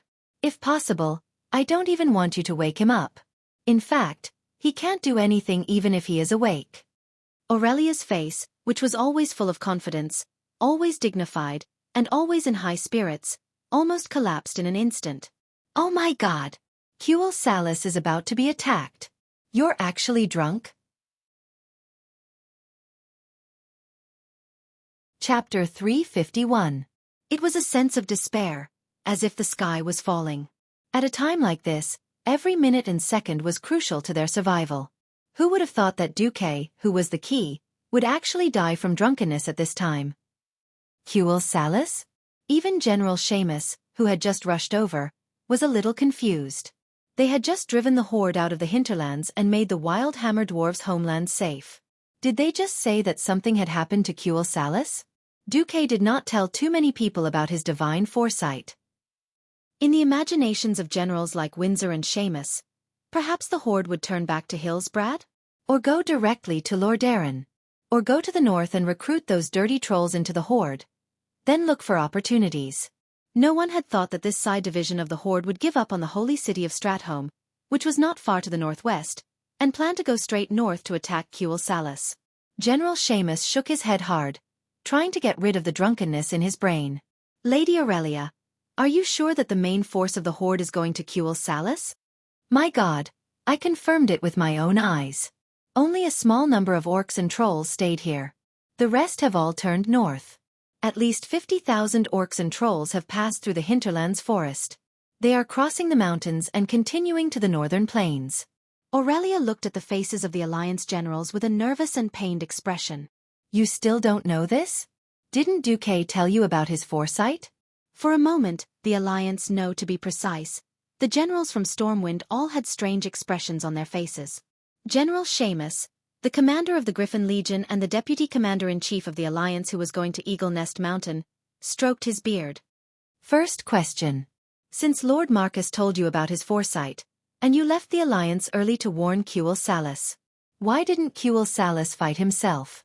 As far as I know, Qul Salis could fight the trolls for thousands of years. It shouldn't be that he can't even stop 50,000 orcs, right?" Aurelia's face instantly turned pale. She simply did not want to recall what had happened to her in Silver Moon City. That day happened to be the day of the meeting between the king and the Silver Moon Council. Aurelia barged in. Logically speaking, as a mere ranger general, she was not allowed to enter without being summoned. But her roar silenced the guard at the gate. Nearly 100,000 orcs and trolls are on their way to Xueqi, and you want me to wait outside the door? She used her reputation and aura to overwhelm the guard. Under the protection of 4 royal guards, Aurelia barged into the meeting room. The decorations in the Silver Moon Council Hall were very beautiful. Between the gorgeous gold and the warm fiery red, there were tall white jade pillars and walls. Every decoration and curtain here was a priceless work of art. If any one of them leaked out to the human world, it would cause all the nobles to fight over it, and it would be auctioned off at an unimaginable price. Aurelia was not in the mood to appreciate it. She completely ignored the huge red kite shields of the 4 guards beside her, ignored the long double-headed scimitars in their hands, and did not have the mood to see how the Silver Moon Council, one of the rulers of the High Elves, reacted. Many of the rulers of the High Elves stood up from their chairs, surprised by her intrusion. From beginning to end, Aurelia's attention was only focused on one person. Anastrian Sunstrider, the king of the High Elves. "What's going on?" Anastrian asked his chief guard. The chief guard looked embarrassed. He could only grit his teeth and shake his head. The High Elf king was already old, very old even for an elf. His long hair had turned white, and his skin was like parchment, like a piece of withered wood. He already looked very weak, but his blue eyes still revealed a trace of majesty, and his voice was also full of majesty. Aurelia instinctively wanted to retreat under his anger, but then she remembered why she was here.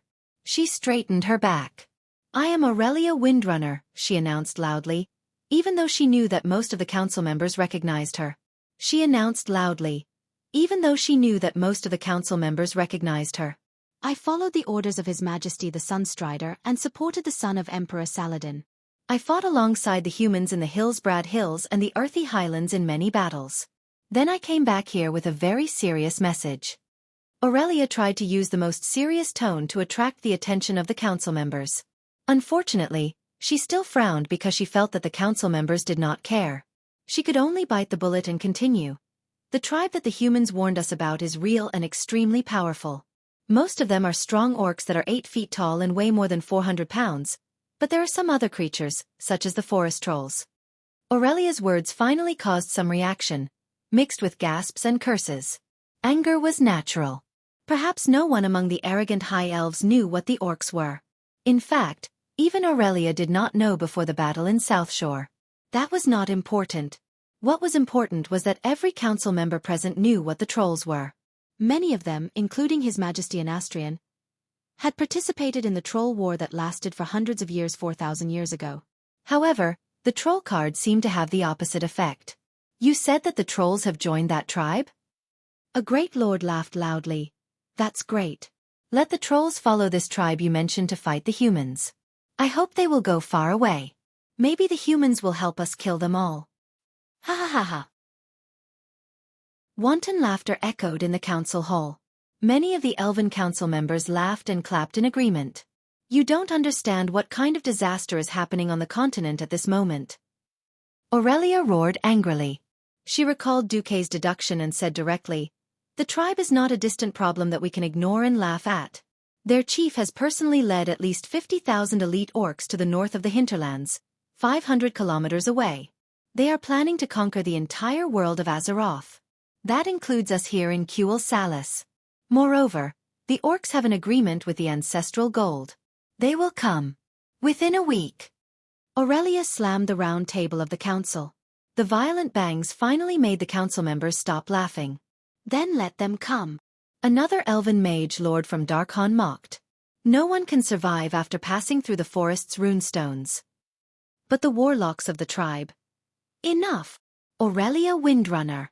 Anastrian slammed the table hard. "The runestones are still there. If the enemies you speak of really exist, they are still hundreds of kilometers away. We cannot let your people fall into panic just because of your deduction. I promise to pay attention to this matter, but you, get out now." Chapter 352. In the state guest house in Eagle Nest Mountain, In front of Duque's bed, Aurelia recounted her experience in Silvery Moon City in a voice that was close to tears. No one wanted to believe me. They blindly believed in the defense of Long Song Forest. They believed that the beast men would rather go to Stratholme and fight the humans to the death than believe that Orgrim would lead his army to Silvery Moon City.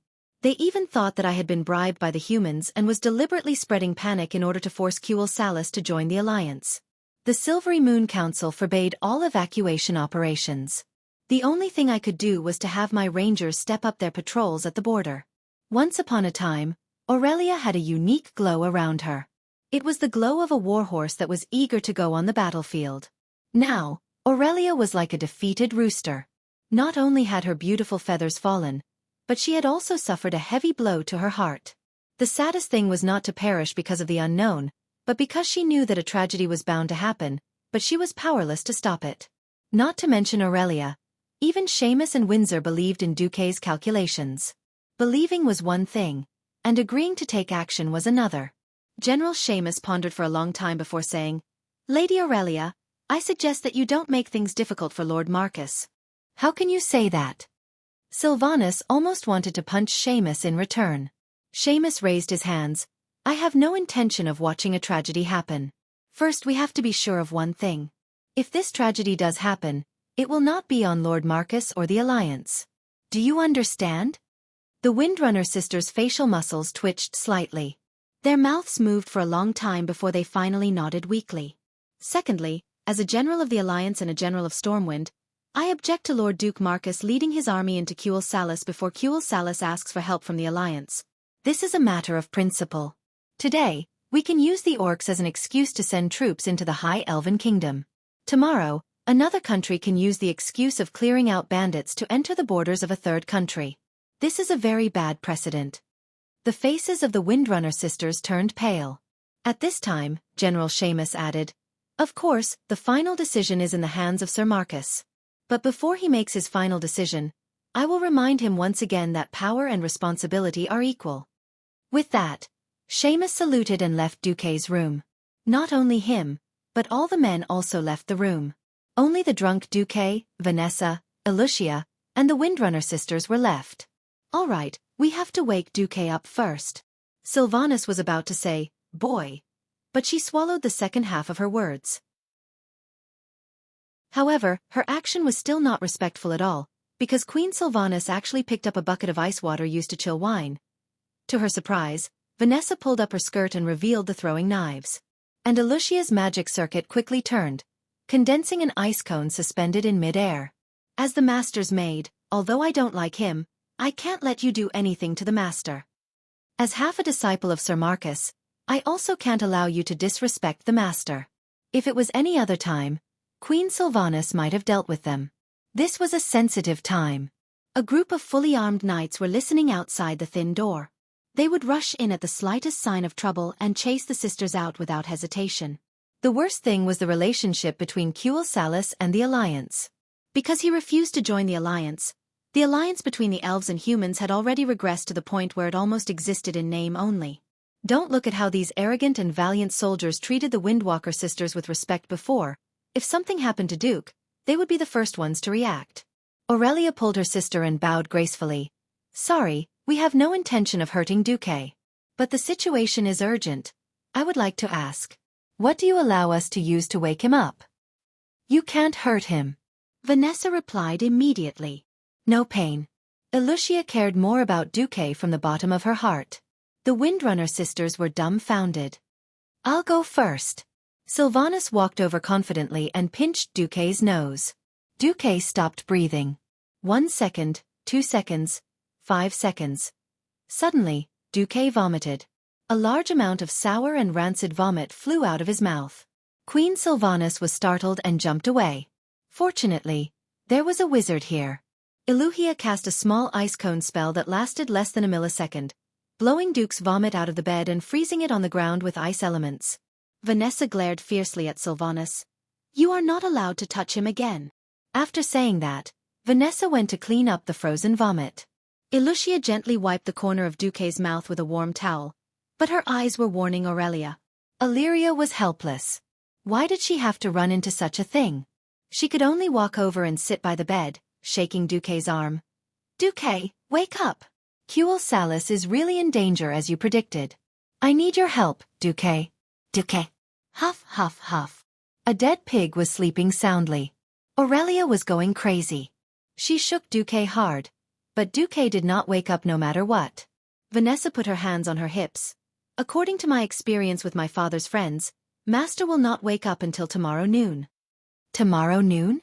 The main force led by Orgrim had already left for the northern part of the hinterlands a day earlier. The orcs were fast to begin with. Even if they immediately chased after them in the middle of the night, they might not be able to catch up. Tomorrow noon? If the human army really went to the Longsong forest, they might only be able to collect the corpses of the elves. Unknowingly, Aurelia's shaking became more and more urgent, and her body moved closer to Duque. Duque was in a deep sleep, so deep that even the system elf could not wake him up. In his sweet dreams, he unknowingly had a dream. It was a dream related to his 10 terabytes action movie. The girl in the dream was so hot. Just as he was about to do something dirty, the girl took the initiative to hug him. When Duque suddenly attacked, Aurelia had at least 81 ways to dodge Duque's claws. But Duque's unconscious murmur made Aurelia feel like she was struck by lightning. Aurelia. A soft call in a dream always had a special meaning at this time. Regardless of whether it was real or not, Duque had indeed called out to her in his dreams. Aurelia fell for it. The next moment, in front of the other 3 women, Duque hugged the female elf close to him and buried himself in the encirclement of the mountain of flesh demon king. The most dramatic thing was that because of the difficulty in breathing, Duque woke up. When most of Duque's vision was blocked by the mountain of flesh demon king, Duque opened his dog eyes and met Aurelia's emerald eyes. Chapter 353. There was a kind of awkwardness that was worse than death. There was another kind of awkwardness that was worse than death. Duque also wanted to confirm if there was a kind of love that was called letting go. Unfortunately, in this situation, it felt like he would die whether he let go or not. Since he was going to die anyway, Duque simply gave up on the treatment and let his face enjoy the shocking pressure of the mountain of flesh. At this moment, Aurelia's whole body was hot, and every inch of her exposed skin was dyed a beautiful red. It was very beautiful. The strange feeling of being stared at by 6 eyes almost made Aurelia go crazy. She had no idea how to deal with this situation.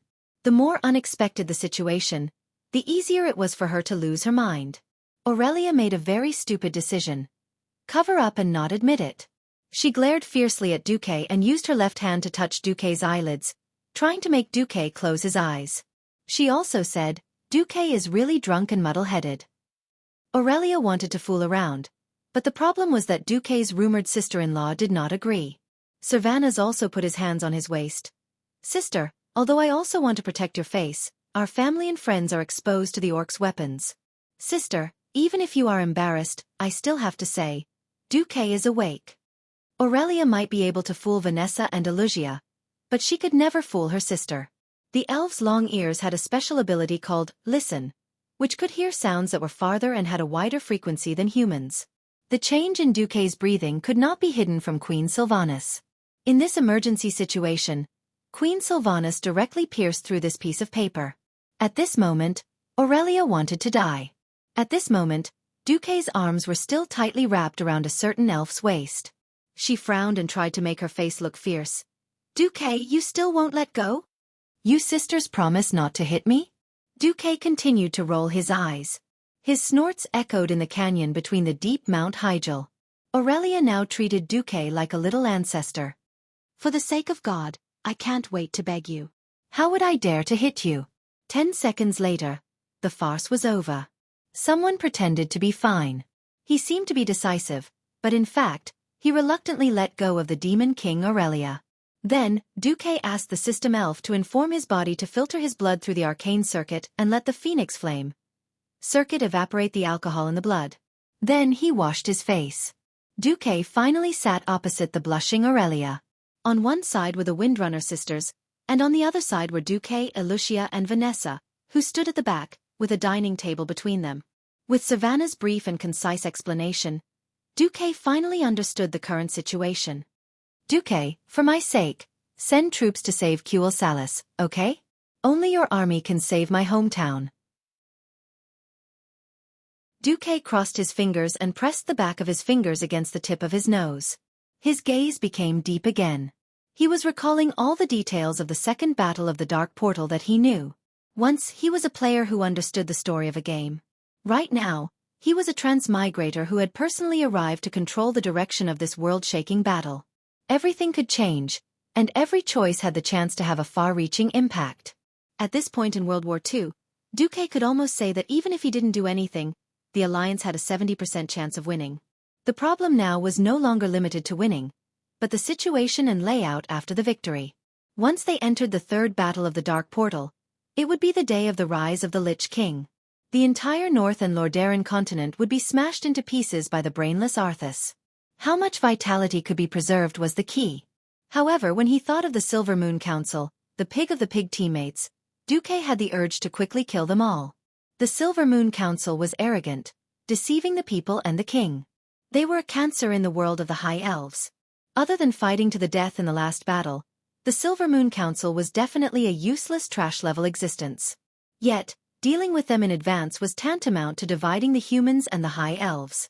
Xueqi pondered for a while, and finally sighed. Seamus is right. Before we get Xueqi's application to join the Alliance and a letter asking for help, the Alliance can't send troops.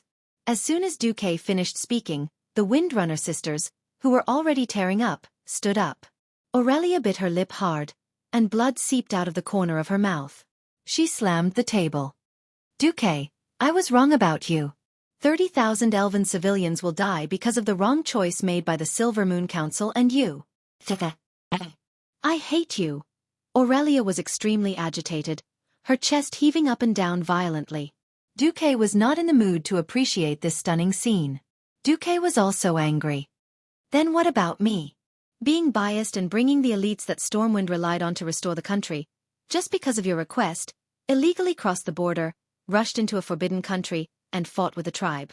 Then the Sun King said, I didn't ask you to come into our country. As if we were just watching a dogfight.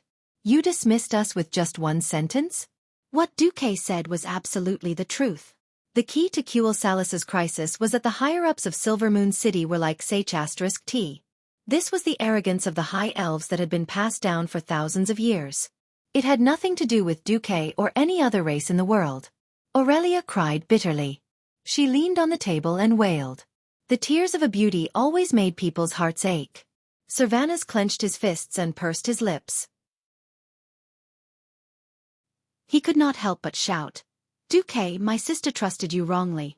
Without the phoenix flame that she gave you, would you have the status you have today? Faced with Queen Sylvie's rebuke, Xueqi smiled sadly. Then I'll accompany you to the Long Song Forest as an individual. After I die in battle, I can return the favor to Aurelia, right? A cold wind blew through the room. For a moment, all the women in the room were stunned. Xueqi. The powerful Xueqi, who had the power to mobilize the troops of the 8 kingdoms, had a series of brilliant achievements, and carried the hopes of countless humans, actually had the courage to say such words. No one did not believe in Xueqi, because Xueqi's words were almost synonymous with fate. Suddenly, the door was knocked open. No. If you die in Xueqi, what about the millions of soldiers and civilians in Stormwind who are waiting to restore the country? General Seamus roared. What about the private soldiers who trust you and are loyal to you? What about your followers? You don't even have an heir. Windsor also roared. The Windrunner sisters were dumbfounded. Chapter 354. It was as if they had sunk into an endless cycle. Aurelia could not stop the Sun King and the Silver Moon Council from courting death.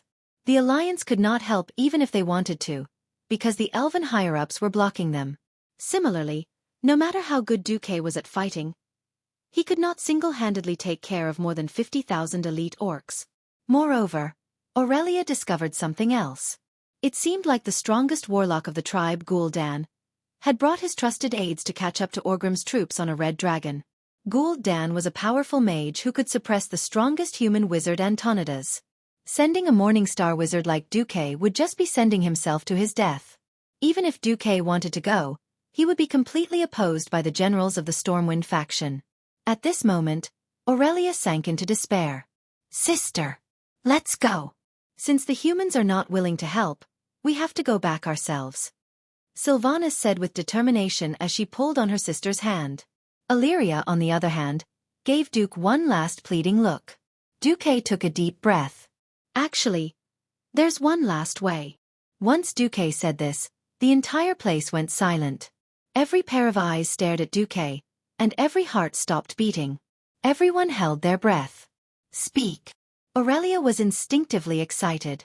Aurelia Windrunner, are you willing to be a patriotic traitor? Patriotic traitor?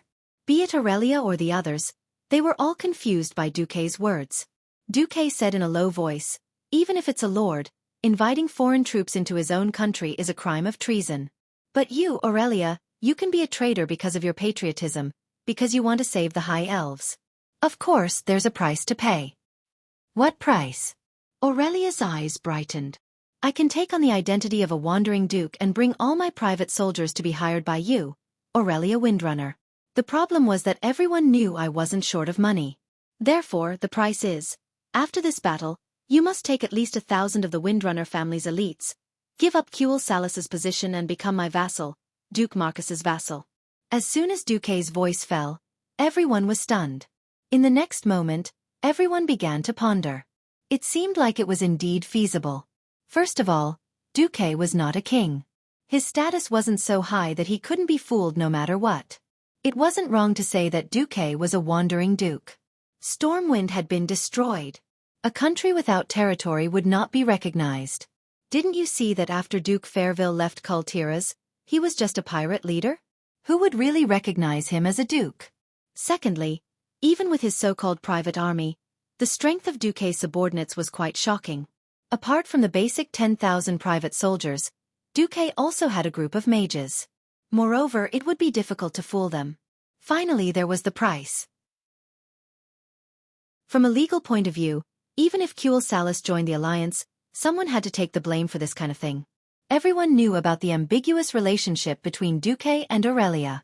The problem was that if Duque really wanted to marry Aurelia, it would be super troublesome. The union of a duke from another country and General Xueqi Salas must be approved by the Sun King and the Silver Moon Council. When that time came, it was really unknown what kind of trouble Duque and the Windrunner family would be in. Duque took this opportunity to pull Aurelia out of it, killing two birds with one stone. Moreover, there were 1,000 of the strongest elven rangers on the continent.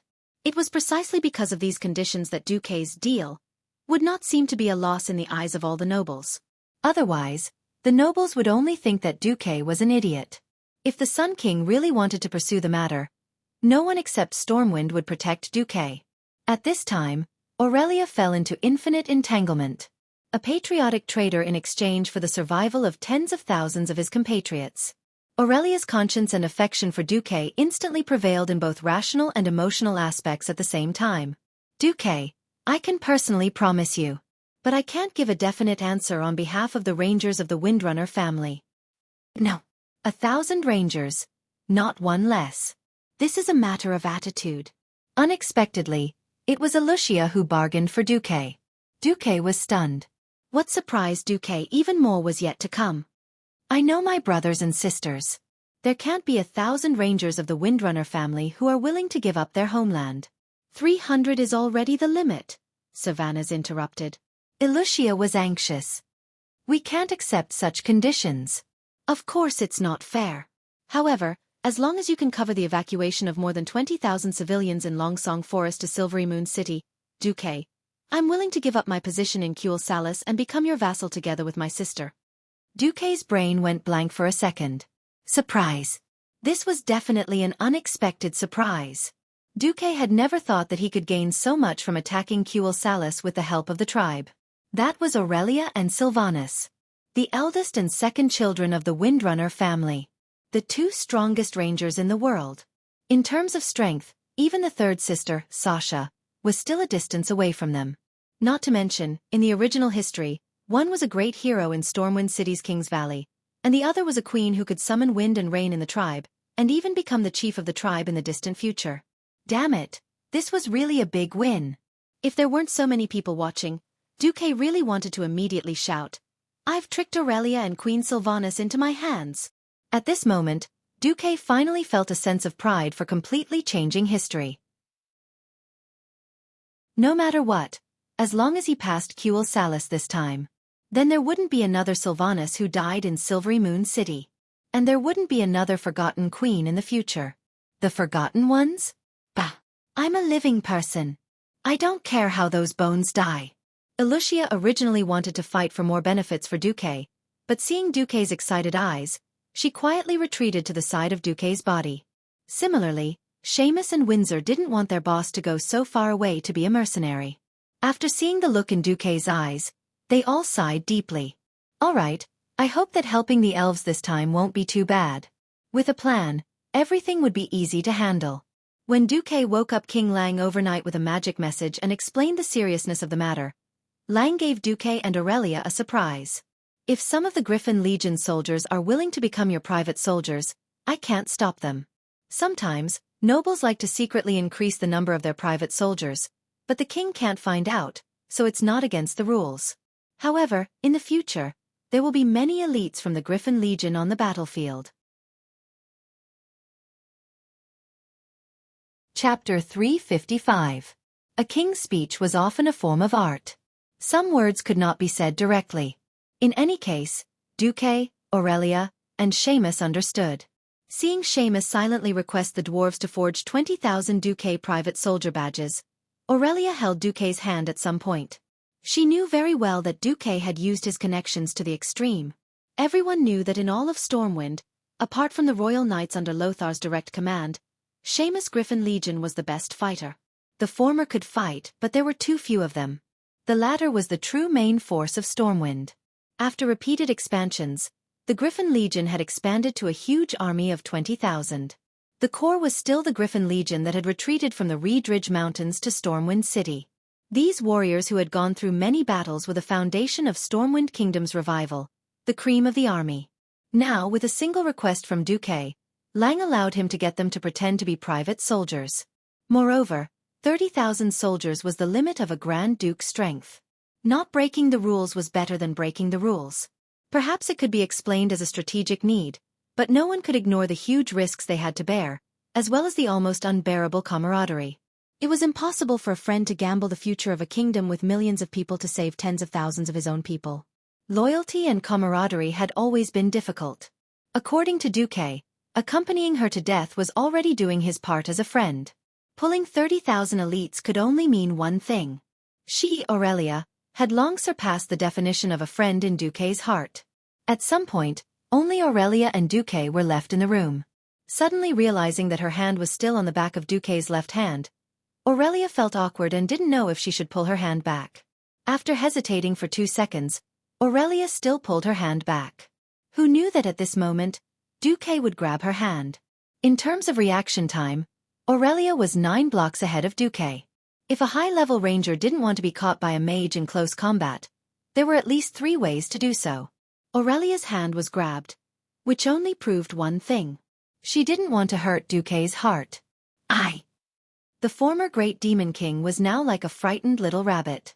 Xueqi grabbed her hand with his left hand and put his right hand around Aurelia's waist. Sometimes people were like this. After the first time, it was easy to have a second time. After being hugged by the drunk Xueqi, Aurelia, who hesitated again, lost the chance to resist. Aurelia's waist was very soft and had the flexibility of a well-trained person. In terms of touch, it could really compete with Sylvanas. Maybe it was because Aurelia's figure was a little more plump, so it felt better to hug her. It was a kind of comfortable feeling that even though she was healthy and beautiful, he still felt like his hands would melt if he hugged her. She realized that Xueqi was probably going to make things clear. Aurelia quickly took 2 deep breaths. Sorry, I'm not ready yet. If a high elf wants to mate with a human, it means that she has to be prepared to face endless loneliness after 100 years. I'm not ready yet. Hearing this, Xueqi couldn't help but laugh. He had taken it for granted. The high elves boasted of eternal life, but in reality, it wasn't. 10,000 years before the war between humans and orcs broke out, there was only one huge land in the world of Azeroth surrounded by endless oceans, Kalimdor. Many different races and creatures lived on this land, fighting against the harsh natural environment. In the center of this dark land was a lake full of mysterious energy. This lake was called the Well of Eternity, and it was the source of magic and natural energy of the entire world. While absorbing energy from the endless darkness outside this world, the Well of Eternity continuously released energy to the entire world, providing nutrition for all kinds of creatures in the world. This attracted the attention of the Demon King, Sargeras. This was the invasion of the Burning Legion 10,000 years ago. Later on, due to the aftermath of the war, a series of magic reactions interfered with the energy of the well, causing a huge explosion. This led to what later generations would call the Cataclysm. The entire Kalimdor continent was split into several parts, mainly the Kalimdor continent in the west, the Eastern Kingdom in the east, Northrend in the north, and Pandaria in the south. The location where the well water was originally located collapsed into a never-ending whirlpool. This tragic war was called the War of the Ancients. Because of Illidan's selfishness, he left behind a small bottle of well water from the Well of Eternity, and once again artificially created a Well of Eternity. As long as the Well of Eternity existed, the Burning Legion would not give up the idea of conquering this world. In order to protect the Well of Eternity, the three Dragon Kings, the Red Dragon, the Green Dragon, and the Bronze Dragon joined forces to bless the Well of Eternity. The Red Dragon Queen Alexstrasza planted a huge oak tree that could heal the scars of the earth, which later became the World Tree, Nordrassil. The King of Time, the Bronze Dragon King Nozdormu, added magic to the World Tree. As long as the World Tree existed, the Night Elves would never age or get sick. This was the source of the elves' immortality. In fact, after being exiled by the Night Elves, the High Elves lost the power of immortality. However, for humans, the lifespan of the elves was still extremely long. Xueqi understood Aurelia's concerns, but he couldn't tell Aurelia that the legend of the elves' immortality would be mercilessly broken in the near future. Of course, he had another way to comfort Aurelia and break down her defenses. Xueqi took out his bird's head. Don't get the wrong idea. If you get the wrong idea, face the wall. This was just the head of the artifact magic staff, Atish, which happened to be in the shape of a wooden bird's head. This is Atish's? Feeling the powerful magic waves on it, Aurelia could totally imagine how shocking the power of this magic staff would be when it was complete. The previous guardian, Aegwin, seems to be more than 800 years old. Xueqi seemed to be saying something irrelevant, but he was actually reminding Aurelia that he, who had obtained the inheritance of Medivh, actually had other ways to obtain immortality. Aurelia's face instantly turned red. If it was said that she was unwilling to break down her defenses before because of her lifespan, then now, under the premise that both of them had almost endless lifespans, all the obstacles that she had set up were not valid. No, actually. Aurelia was completely confused. Facing Xueqi's gradually approaching face, she was completely at a loss. Xueqi gave her a light kiss on her smooth forehead. Gazing at Aurelia's emerald eyes, Xueqi smiled suavely. I know, you are thinking about your brethren and have no time to be distracted. But after that, Aurelia ran away, as if she was flying. Chapter 356. The warmth was short-lived. If the elven inhabitants of Xueqi Longsong Forest died tragically because of personal matters, the warmth tonight would become a scar in the future. In fact, less than 5 minutes after Aurelia ran away, she turned back, slightly lowered her head, shoulders slumped, and clenched her fists. I know it's too much, but the horde is heading towards Xueqi. They've already left us behind. We've already lost a few days. If we don't gather the troops as soon as possible, we'll only be left further behind. Xueqi naturally grabbed Aurelia's arms with both of his hands. It's a taboo for the army to suddenly wake up and march in the middle of the night. We humans don't have the elven's night vision. Just marching alone will cause a lot of problems. I also have to guard against the horde army that stayed behind to ambush us. Ambush? Yes, ambush. I have to say, Orgrim did a good job. He knew that we would come here to help the wild hammer dwarves. So he led the main force to the north, leaving behind some to slow us down. For example, the orcs that feigned an attack during the day.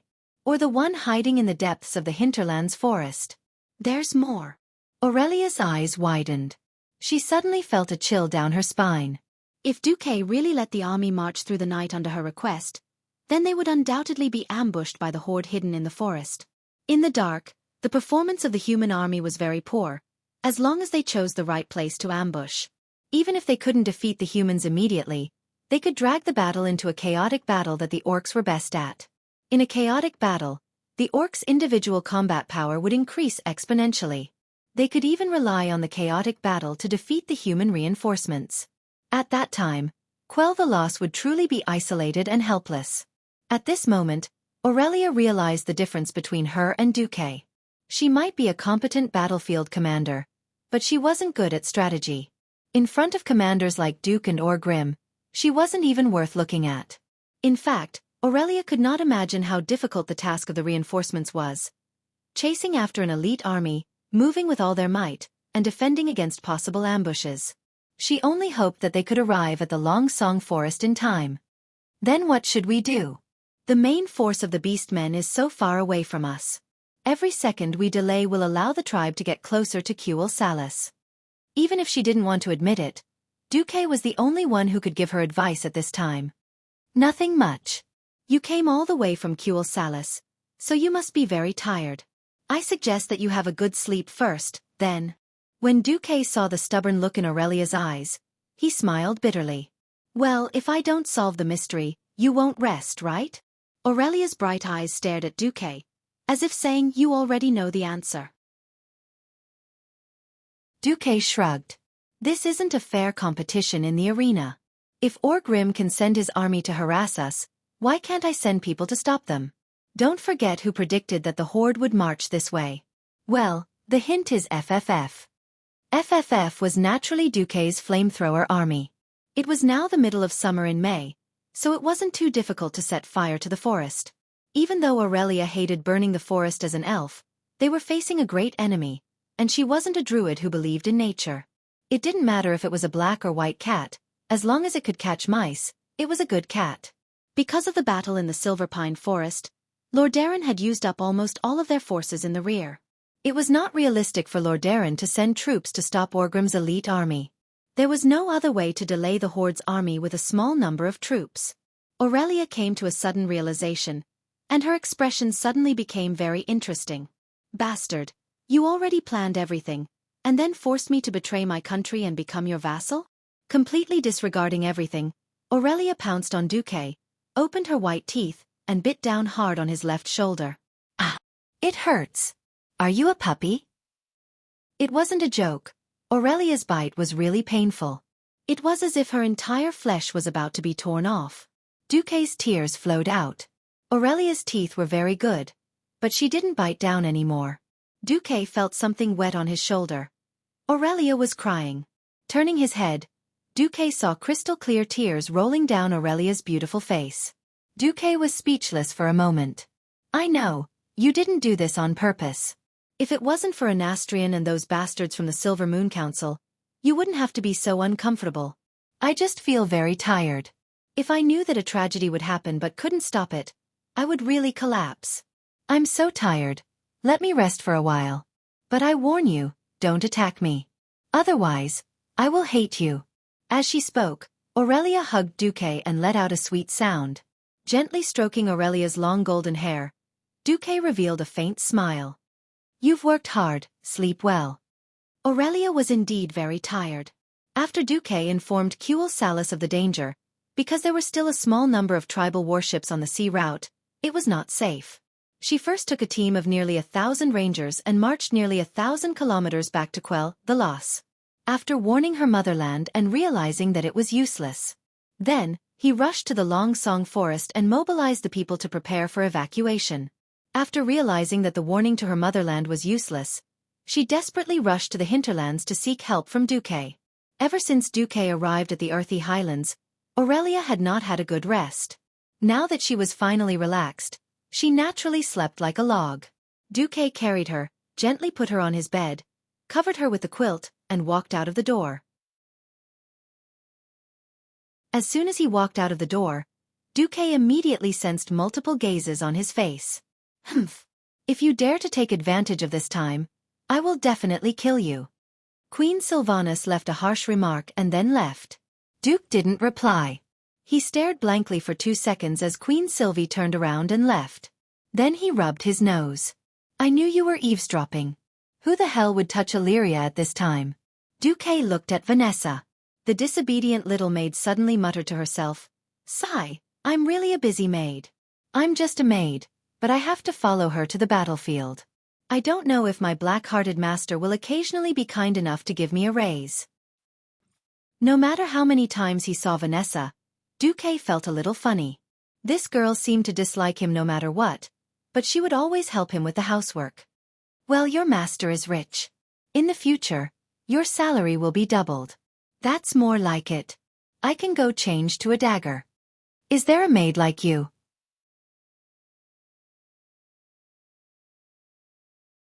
Chapter 357. Xueqi. Master, I have to go prepare as well. Illusia also stood up and bowed. Actually, it's going to be a rapid march. If you think it's too tiring, you don't have to go. Xueqi advised. No, it's better to serve the Alliance than to stay in a safe place and deal with those insincere courtship.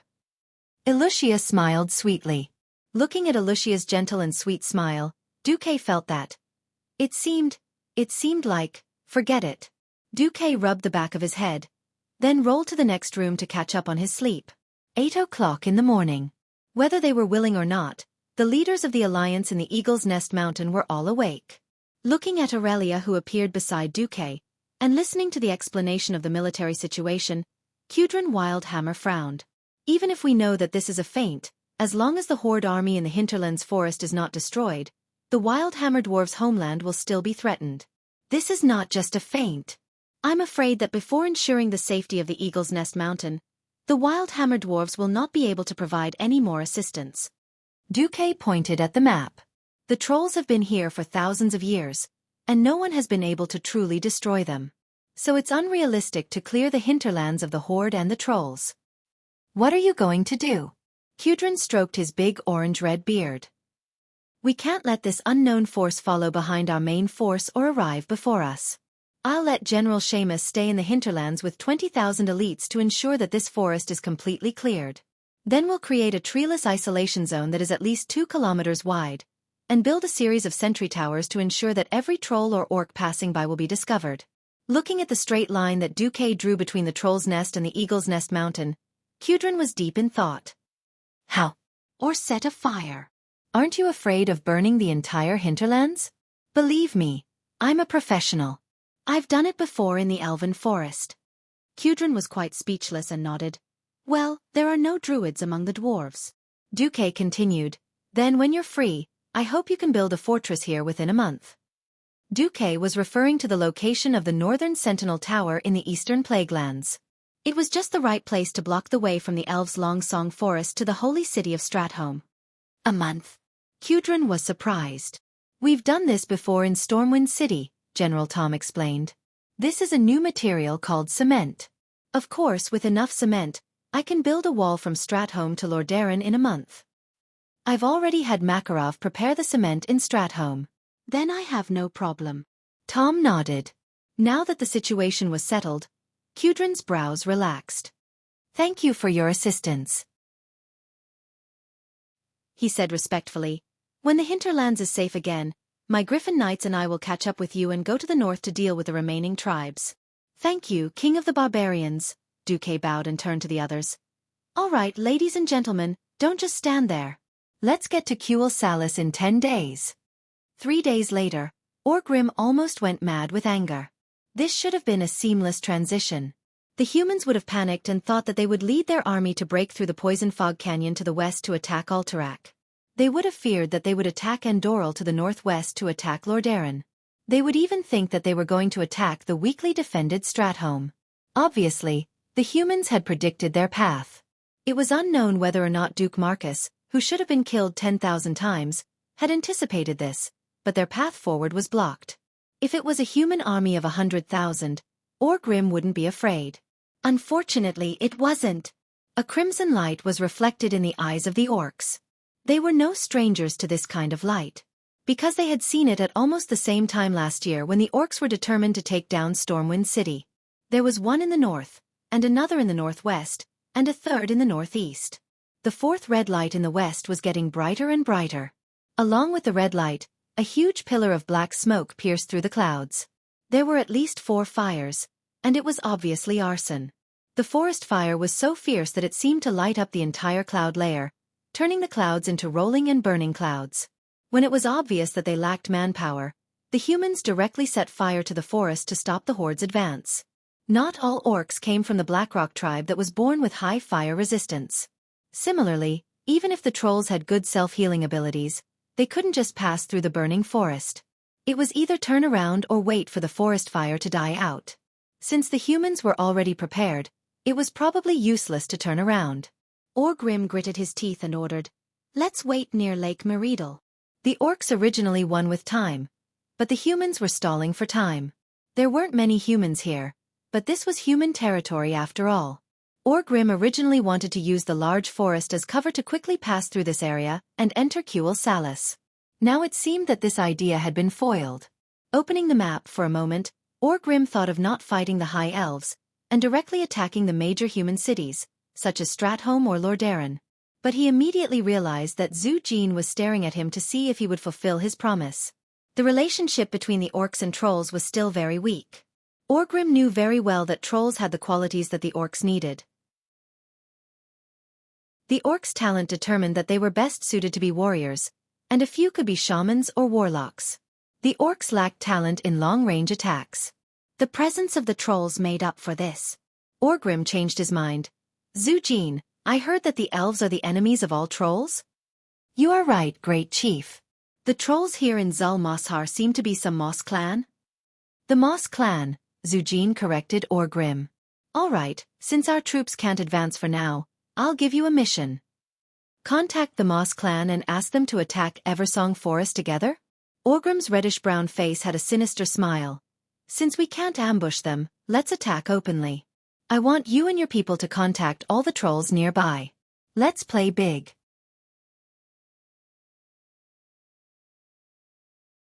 Chapter 358. The night was peaceful, and peaceful. The forest that had been burnt to a crisp was as silent as a graveyard that could bury everything. As the last spark in the forest died out, the heat between heaven and earth finally came to an end. A group of human sentries were stationed at the intersection of the bluestone path between 2 huge forests. They had a standard security system, with enough fire to expand their field of vision, as well as sentries that were either out in the open or in the dark. However, outside the shadow of the bonfire, a huge but completely silent shadow had snuck into their security perimeter. They slowed down and cautiously took each step on the charred, carbonized ground. Their hands gripped tightly onto various weapons to avoid making any clashing sounds as they moved. It was obvious that their worries were unnecessary. Humans were far less sensitive than their long-eared allies, the elves. The land was pitch black, with only the occasional ray of moonlight shining through the gaps between the thick clouds. The moonlight shone on the ground, creating a strange scene. Darkness was fatal to humans, but it was nothing to the trolls. After years of traversing the forest, the trolls had the innate ability, night vision. No, it should be said that the Dark Elves, who were a mutated branch of the Dark Trolls 14,000 years ago, had inherited their innate ability from the trolls. At that moment, the trolls' pupils dilated, sweeping away the darkness. Every detail of the burnt forest could be seen clearly. The trolls were furious at the humans who destroyed the forest. Therefore, when they attacked, they threw out spears that were filled with rage. Almost in an instant, a team of 12 people completely disappeared from this world. 3 days later, with the help of the fire blocking the horde's path, Xueqi's reinforcements had closed the distance between them and the horde to 120 kilometers. This was already a very sensitive distance. If they marched without any regard for their lives, they could reach the horde in half a day. But at that moment, Xueqi had lost track of the horde's army.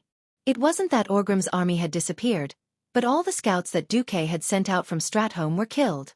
Not only did they kill the scouts, but even the 5 FFF flamethrower squads that Xueqi had sent out were wiped out. Xueqi's face was livid. What made Xueqi and Aurelia waver was yet to come. Knowing that his army's movements had been exposed, Orgrim decided to use a beautiful method of suppressing the enemy with information.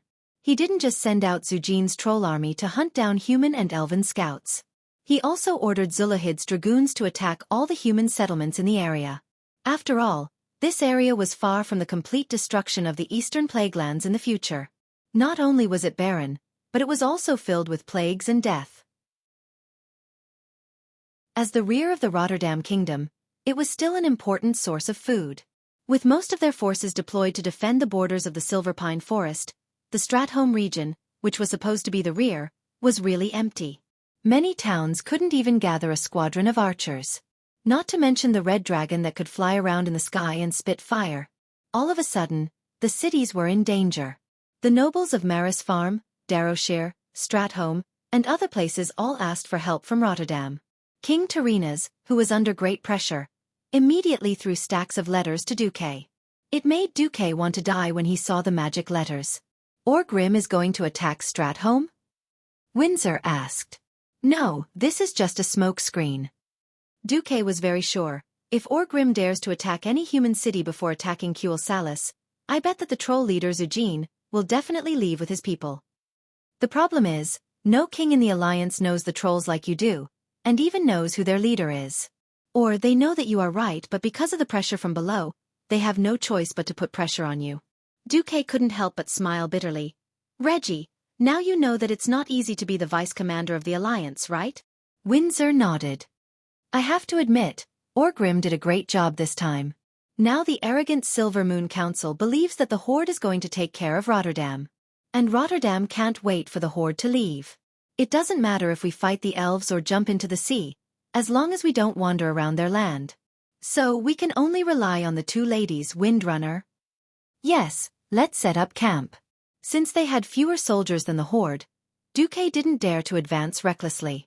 He could play with the elves and attack the Horde from the front and back. Once they were ambushed, it would only be a matter of minutes before they were destroyed. He couldn't afford to gamble. On the other side. In the name of the Silver Moon, where are they? Aurelia held a long, thin sword in her hand as she ran in the forest. The leaves and branches made her look a little blurry. The few rangers had fanned out in all directions to expand their scouting range. However, when Aurelia found out that the trolls were their enemies, she hoped that they wouldn't break into the trolls' encirclement. She hoped that she or Servanas would find these evil green-skinned creatures first. Aurelia was confused again. Her logic and emotions told her that Xueqi's deduction was correct. In fact, it was because Aurelia obeyed and followed his arrangements that she would cross the mountains to search for the Horde. On the other hand, she couldn't help but think that if she hadn't come to Longsong Forest for help, she would have been able to face the invaders with her family and her compatriots and fight against the evil together with the orcs and trolls. It was a very contradictory feeling. She knew that Xueqi wanted her to separate from Xueqi for some special reason, but she couldn't give up her country and people. After all, this was the land she had lived and fought for thousands of years. Aurelia was very conflicted. At this moment, she suddenly heard a whistle in the wind. It was her sister calling her. Aurelia quickly rushed over. It was a fork in the forest. This was not a traditional path for people to walk, it was more like a path for animals. However, this path had a special meaning for the trolls. The trolls liked to use this kind of fork to announce important things. For example, this was a withered troll corpse hanging at a fork in the road. The color of the corpse's fur was still shiny, and all the feathers and tooth ornaments on the body were very new, but this troll seemed to have all the flesh and blood in its body. This is the former leader of a troll clan. He failed in some kind of leadership election ceremony and was directly sacrificed to an evil god. Then, I found that the entire clan migrated north. Chapter 359. Listening to the Windrunner sisters' report, Xueqi looked at the military map and rubbed his chin in thought. All the way to the north. Orgrim is amazing, Windsor, who had also seen through Orgrim's plan, sighed. Since we know the Horde's target is Xueqi, we should hurry and get ahead of the Horde. Servanas slammed the table. As soon as she finished speaking, she realized that everyone else had an expression that said, "You're right, but it's meaningless." Aurelia shook her head. That's why Orgrim is so smart. If we can't figure out where the Horde's main force is, we might be ambushed while we're marching. The Horde's army is far stronger than ours. If we're ambushed, everything will be over. We can expand our scouting range, Queen Servanas suggested, unwilling to give up. Aurelia still shook her head. There's no point in just warning us. With our current strength, if we fight the horde in the wild, we'll lose. No one knew how many trolls had joined the horde. The latest information was that at least 3 trolls had joined the horde. The number of trolls in each clan had always been a mystery. The worst-case scenario was that Xueqi's 30,000 people ran into 100,000 horde army. No matter how brave these people were, they would just be cannon fodder. This was not a joke, because the strongest heroes of the horde were among them. Orgrim, Gul'dan, Google, Zulu Hid, Talon Gorfiend. It didn't matter if Gul'dan tried his best. Even if Gul'dan used 20% of his power, Xueqi would definitely die, and there was a high chance that he would not be able to revive.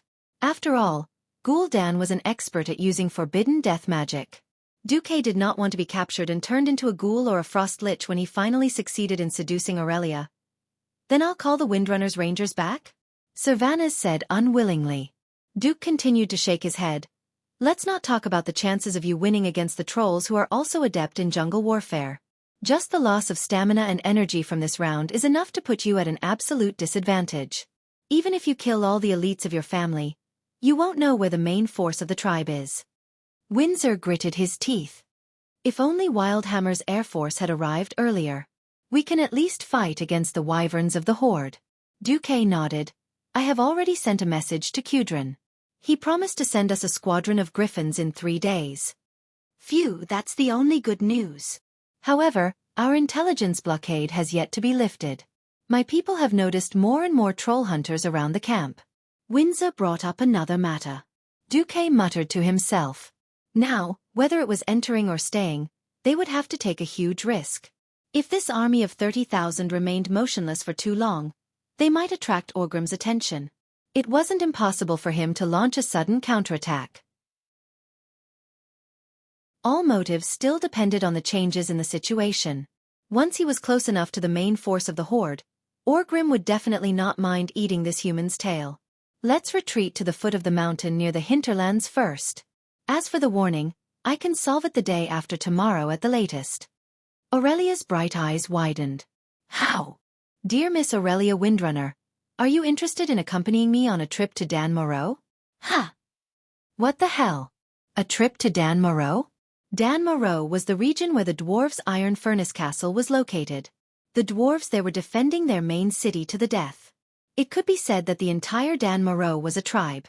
Why did Xueqi suddenly want to travel to Dan Moreau? Just as Aurelia was about to open her mouth and say something, Xueqi suddenly placed a finger on her red lips. The finger sank into her delicate red lips. It felt pretty good. Don't ask. Just trust me and follow me. I promise I won't let you down, Windrunner. Some things were just like that. In the past, Aurelia would definitely give Xueqi a hard knock on the back of his head. But now, Aurelia often chose to believe in Xueqi. However, Queen Sylvanas was unhappy. She put her hands on her hips and interrogated Xueqi. Hey, don't forget, there's still a Windrunner here. Why do you have to bring me along? Xueqi smirked. There has to be a Windrunner in charge of scouting the camp. Sylvanas was infuriated. Dooku was obviously abusing his position for personal gain. Unfortunately, she also knew that if she were to go, she would definitely not be so cooperative with Xueqi. You better remember this. Sylvanas turned her head and left. I'm going on patrol. Xueqi did not open a portal this time. It was not a good place to open a portal. This was because the place Xueqi wanted to go to did not have a fixed coordinate. This required Xueqi to use his brain and the system to lock onto the spatial location. What everyone did not expect was that Xueqi waved his hand and asked Vanessa to come over. Me. Vanessa was a little stunned. I need a skilled and trustworthy rogue.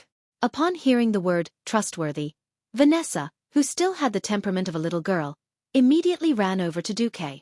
Then, Vanessa regretted it a little. Because Xueqi had suddenly put his claws on her waist. In fact, Xueqi was hugging one on each side. On the left was Vanessa, and on the right was Aurelia.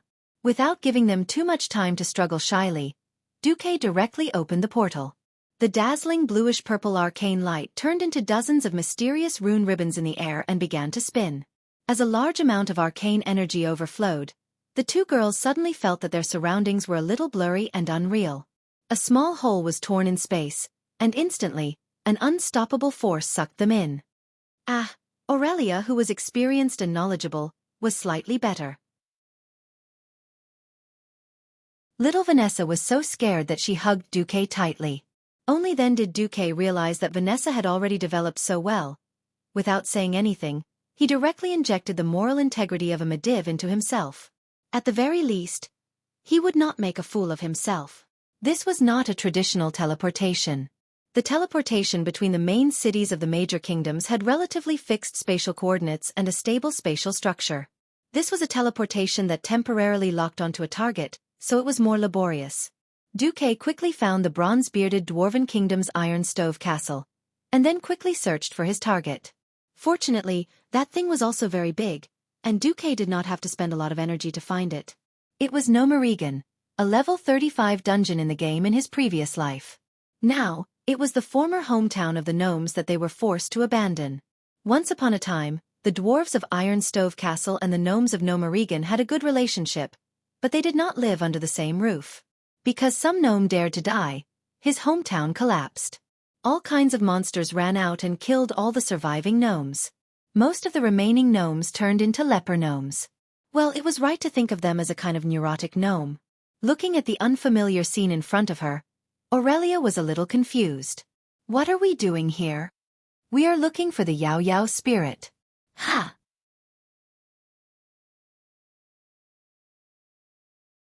Chapter 360. A demon spirit? What kind of monster was that? Even though she was vomiting, Vanessa still stood up shakily. She pulled out her dagger and looked around cautiously. Duque gently stroked Vanessa's head. A demon spirit is a godly creature. It is harmless to humans and animals. But it can also be extremely troublesome. Many question marks popped up on Vanessa's head. Even though she had experienced more than one teleportation, Aurelia still could not get used to the jolting feeling that felt like all your internal organs were shaken out, stirred, and then stuffed back into your body. After a while, they finally had the mood to look at this strange underground city. Gnomerigan was built 172 years ago. This technological miracle city in Danmoro had been the main city of the gnomes for generations. 2 years ago, it was clear that there was another distortion in time and space. Corresponding to the incorrect 21%, the major event that should have happened 20 years after the Dark Portal happened 2 years earlier. A group of evil rockjaws, or perhaps it should be said that the cave dwellers invaded many parts of Danmoro, including the main city of the gnomes. In order to kill these intruders, which were much larger and stronger than the gnomes, the great craftsman Mechatork ordered the city's emergency radiation tank to be opened. The gnomes were waiting for the rockjaws to die or escape, while also looking for a way to avoid the radiation.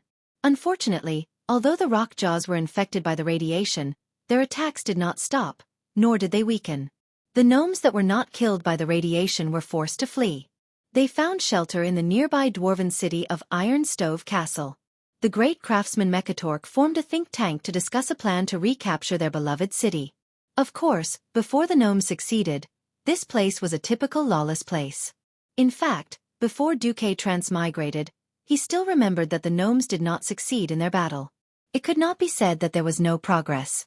It was just the so-called progress of recapturing one of the main gates. What entered Duke and the other two's eyes was an extremely steampunk-style city. There were huge metal objects everywhere. Long and heavy cantilevers, steam or unknown gas spewing everywhere, and shining lights.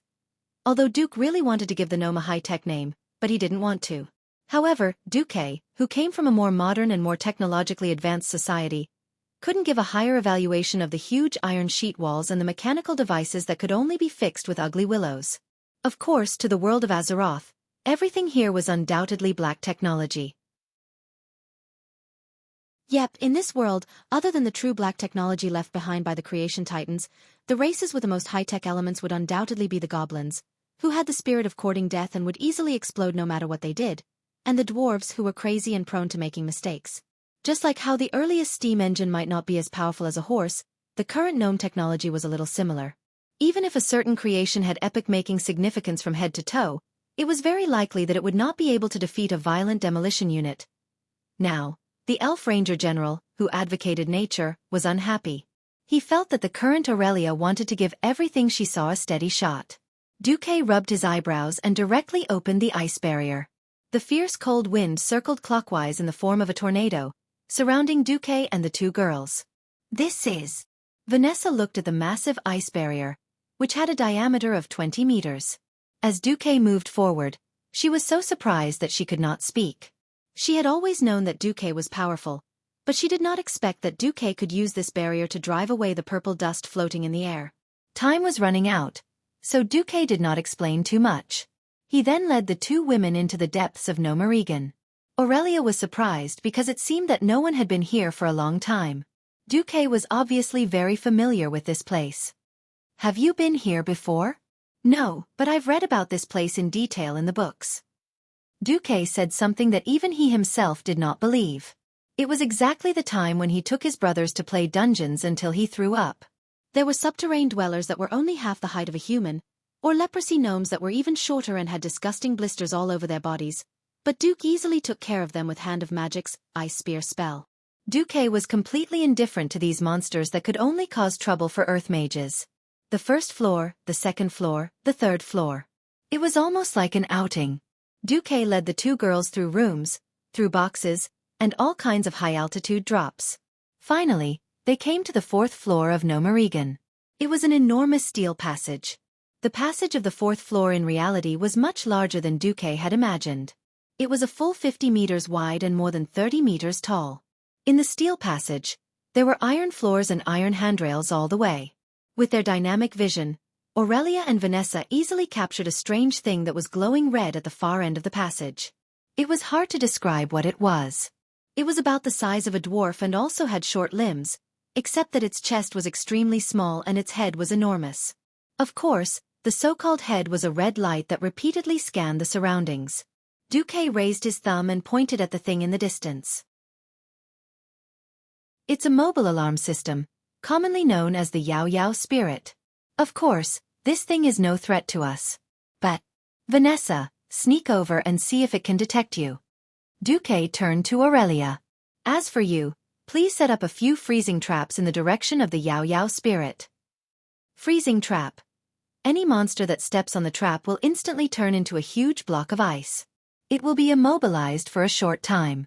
It was a skill that almost all hunters and rangers knew. Vanessa and Aurelia nodded and did as he said. 30 seconds later, Vanessa arrived in front of the so-called monster spirit.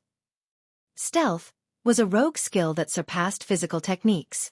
It could use the rogue profession's unique focus energy to distort the light around the body to achieve an effect that was invisible to the naked eye. Vanessa was very young, but no one could deny her outstanding talent as a rogue. She was very confident that no one would be able to detect her unless she was very close to a hunter or ranger who specialized in anti-stealth. She was wrong. Just as she was about to walk past the Yao Yao spirit in sneak, the strange iron lump suddenly made a sharp sound. Intruder! Intruder! Chapter 361. Not only did the huge red lamp shine brightly, but there was also a sharp noise. In the next moment, several huge metal objects dashed towards them. Vanessa wanted to use sprint while in stealth to move quickly and leave this weird thing. Who knew that Yao Yao's arm would shoot out a flashing flare, illuminating everything within a few meters as if it was daytime. It directly broke Vanessa's invisibility. Ah! Little Vanessa finally cried out in shock. The metal creatures charged at them too, but they all stepped into Aurelia's trap and turned into large chunks of ice. At that moment, Duque shot a frost arrow and froze the Yao Yao into a large block of ice. Immediately, the huge steel tunnel returned to peace. The shock on Vanessa's face had yet to fade. Clearly, she couldn't accept that her stealth had been broken by such a weird thing. Duque asked Aurelia with a smile, "How does little Vanessa's stealth compare to that of the trolls?" "At least better than 80% of trolls." "That's enough." "Enough? Enough," Duque said with absolute certainty. Sniffing the air, Aurelia pointed to the end of the tunnel. "There seems to be a guy who can be called boss over there." Duque smiled. "Whatever. That's not my goal." Duque walked over and unfroze the Yao Yao. Then, he stayed where he was and guided the nimble Vanessa to dismantle the mobile alarm robot. A bunch of data appeared on Duque's retina. "You've obtained the preliminary blueprints for the mobile alarm system." Actually, that wasn't entirely true. As an engineering student who dabbled in construction equipment, Duke had already figured out most of the structure of this ling. All in all, the gnome was really a genius. He had actually used the technology of the Steam Age to play with automatic control technology. That crazy enemy tracking system was actually capable of sensing vibrations and heat. This was simply beyond the limitations of the times of Tesla, Edison, and Einstein. Of course, it wasn't that the Yao Yao's technology was so advanced. Instead, the gnomes had used a lot of simple, violent, and miraculous devices when they designed this thing. For example, this vibration sensor was similar to the ancient seismograph from before Duque's transmigration, but it was more sophisticated. It was actually using the gear to sense the vibration between every step it took. In that short interval, no one would have realized that it was actually sensing the vibrations within a radius of tens of meters in a stationary state. Once there was a vibration, it would enter the next stage. I tested it with a heat-sensing stone. When it passed through again, it would automatically fire a flare in the direction of the heat source to further confirm whether the target was invisible or in a hidden state. The 3 types of confirmations ensured that there would be no mistake. Finally, there was the crazy high-frequency horn alarm. On top of that, it had an unscientific power system that leaned towards magic. A mobile alarm system. Robot appeared. Duque did not go to the final boss. It was not easy to clear out Gnomerigan. In addition to clearing out the traitor of the gnomes, he also had to block all the cracks between the rocks and clean up the weak radiation. Duque didn't have the spare time to do this. So, Duque took the 2 girls directly to the engineering laboratory. A day later, Duque returned to his private army and brought back a large number of the latest models of the goblins. System Elf, are you sure there's no problem with this thing? Duque had deep dark circles under his eyes and looked tired. But it was worth it for the sake of the 30,000 soldiers. Dear host, I'm very sure. All the gravity sensors have been set to 150 kilograms. Only humanoid creatures that exceed this weight will trigger the alarm. And according to the host's habit, I've set the most prominent warning sound for the goblins. That's good. Duque almost emptied the entire engineering laboratory of Gnomerigan. McNeil, the great trader who betrayed the great craftsman and all the gnomes, would probably go crazy on the spot if he found out. So after Duque gave some instructions, the army set off again. Few people knew that there was actually an engineering laboratory on the 4th floor of Gnomerigan. No one would know what Duque had done in that laboratory. Then, he moved the things in the laboratory to Karazhan. The soldiers of Stormwind looked curiously at a bunch of strange machines with bark on their heads running around the army. Tick-tock made a strange noise. Then, it didn't seem to have any effect until that night. Windsor was puzzled by Duque's arrangement. Duque only left the minimum number of sentries, and instead deployed at least 200 rapid response troops. It was a cavalry unit that was forbidden to sleep all night. Their equipment was also very strange. Lassos with steel wires? Long-handled axes that were rarely used by cavalry? What the hell was that? Well, I've been a soldier for so many years. I've been at war for almost 2 years. This is the first time I've heard such a strange order. We're supposed to kill trolls after hearing the alarm in the middle of the night, preferably alive? I heard that trolls will heal themselves after a while, unless their heads are cut off or their hearts are pierced. Yes, there are basically no trolls near the Elven Forest. There are only a few occasionally near the Night Forest. But trolls are the norm in the Rotterdam continent, right? What's the alarm? None of the cavalrymen knew. As night fell, they quickly found out what the alarm was. Suddenly, in the darkness of the night, they heard a peerlessly mournful cry for help. Help! Murder!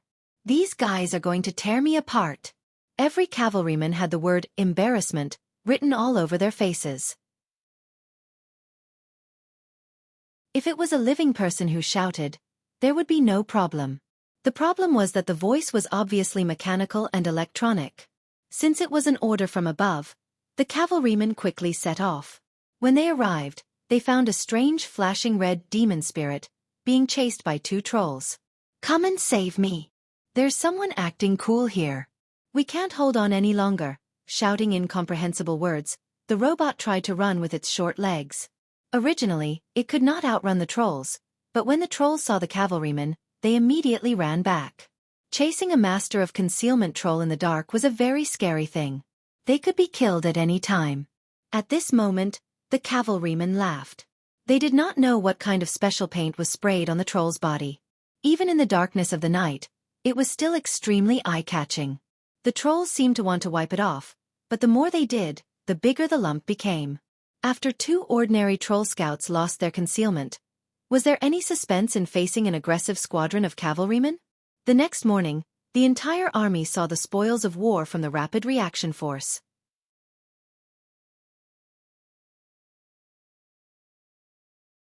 Chapter 362. Troll. Fresh out of the oven, a cute and lively troll. If you dare to go in and fight with your bare hands, the troll will definitely tear you apart. Silver scale breastplate, 5 pieces. In the army, the logistics camp was in chaos. A group of Stormwind soldiers, who had never seen a troll before, fought to see the captured troll. There were all kinds of people in the camp. Windsor saw that they weren't doing well and taught them a good lesson. As more and more troll were captured, many soldiers who had lived in the relatively peaceful elven forest for their entire lives saw a troll for the first time. A veteran who had experienced at least 5 battles and was now a second lieutenant of the Alliance held a dagger and directly cut off one of the troll's fingers. Then, he fed a piece of meat to the troll and pointed at the finger that had already begun to regenerate, explaining in a loud voice. "Do you see that? This is your new enemy, the troll." The second lieutenant grabbed the troll that had tried to bite him by the hair, letting every soldier who got close to the troll see clearly. "Our ancestors have fought with these guys for generations. You were lucky to grow up in a relatively peaceful environment, but Stormwind City has fallen. However, Stormwind City has fallen, and the orcs who attacked our home have joined forces with the trolls who once fought a bloody battle with our ancestors. Now they're all tribes. Green skin plus green skin, they're all F***ing bad things. But that's not important. You just need to understand your enemy's weakness." The second lieutenant demonstrated how to slit the troll's throat. Wah! Almost everyone thought that the troll was dead for sure. But even though it was vomiting blood, even though it looked very wretched, everyone was shocked to find that the troll's throat was healing on its own. The blood it spat out decreased, and in the end, it even had the strength to curse in the troll language. Such a miraculous scene scared many people. "Holy light above, are these evil creatures immortal?" a soldier asked, trembling. "Don't be silly. There are no creatures in this world that can't be killed. You can't kill it because you haven't found a way." With that, the second lieutenant stabbed the troll's heart. In the next 10 seconds, the troll struggled fiercely. Then its legs gave way and it died. The soldiers finally let out sighs of relief. Giant demons are hard to kill, but they are not truly unkillable. He would die if his heart was pierced, and he would die if his head was cut off.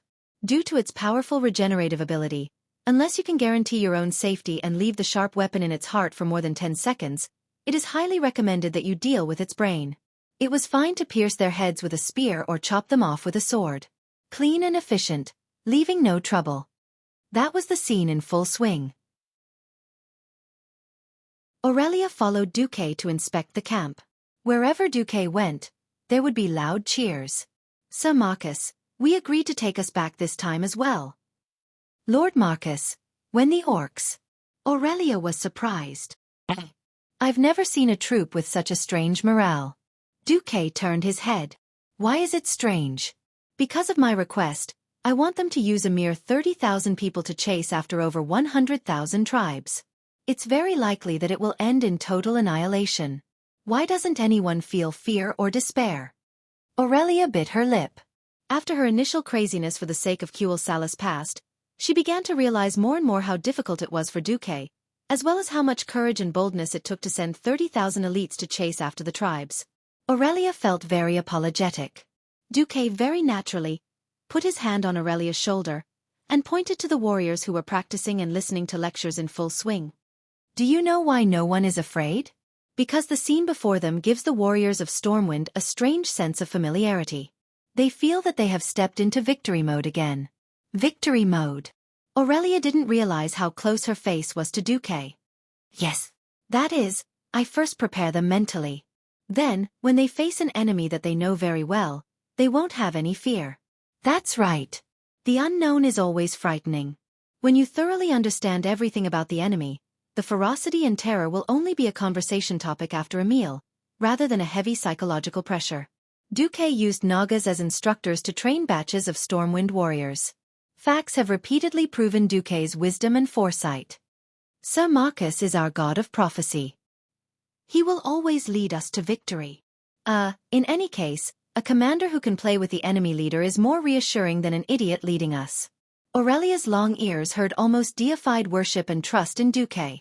For some reason, Aurelia felt sweet in her heart. Was it because of a moment of curiosity that I created the birth of a legend? Or is this fate? Thinking of the hardship she suffered for Duque, and thinking of how much Duque has done for her now, when her hometown is safe, how should she face Duque? For a moment, Aurelia's heart was in chaos. At this moment, Duque mischievously blew into Aurelia's long ears. Ah!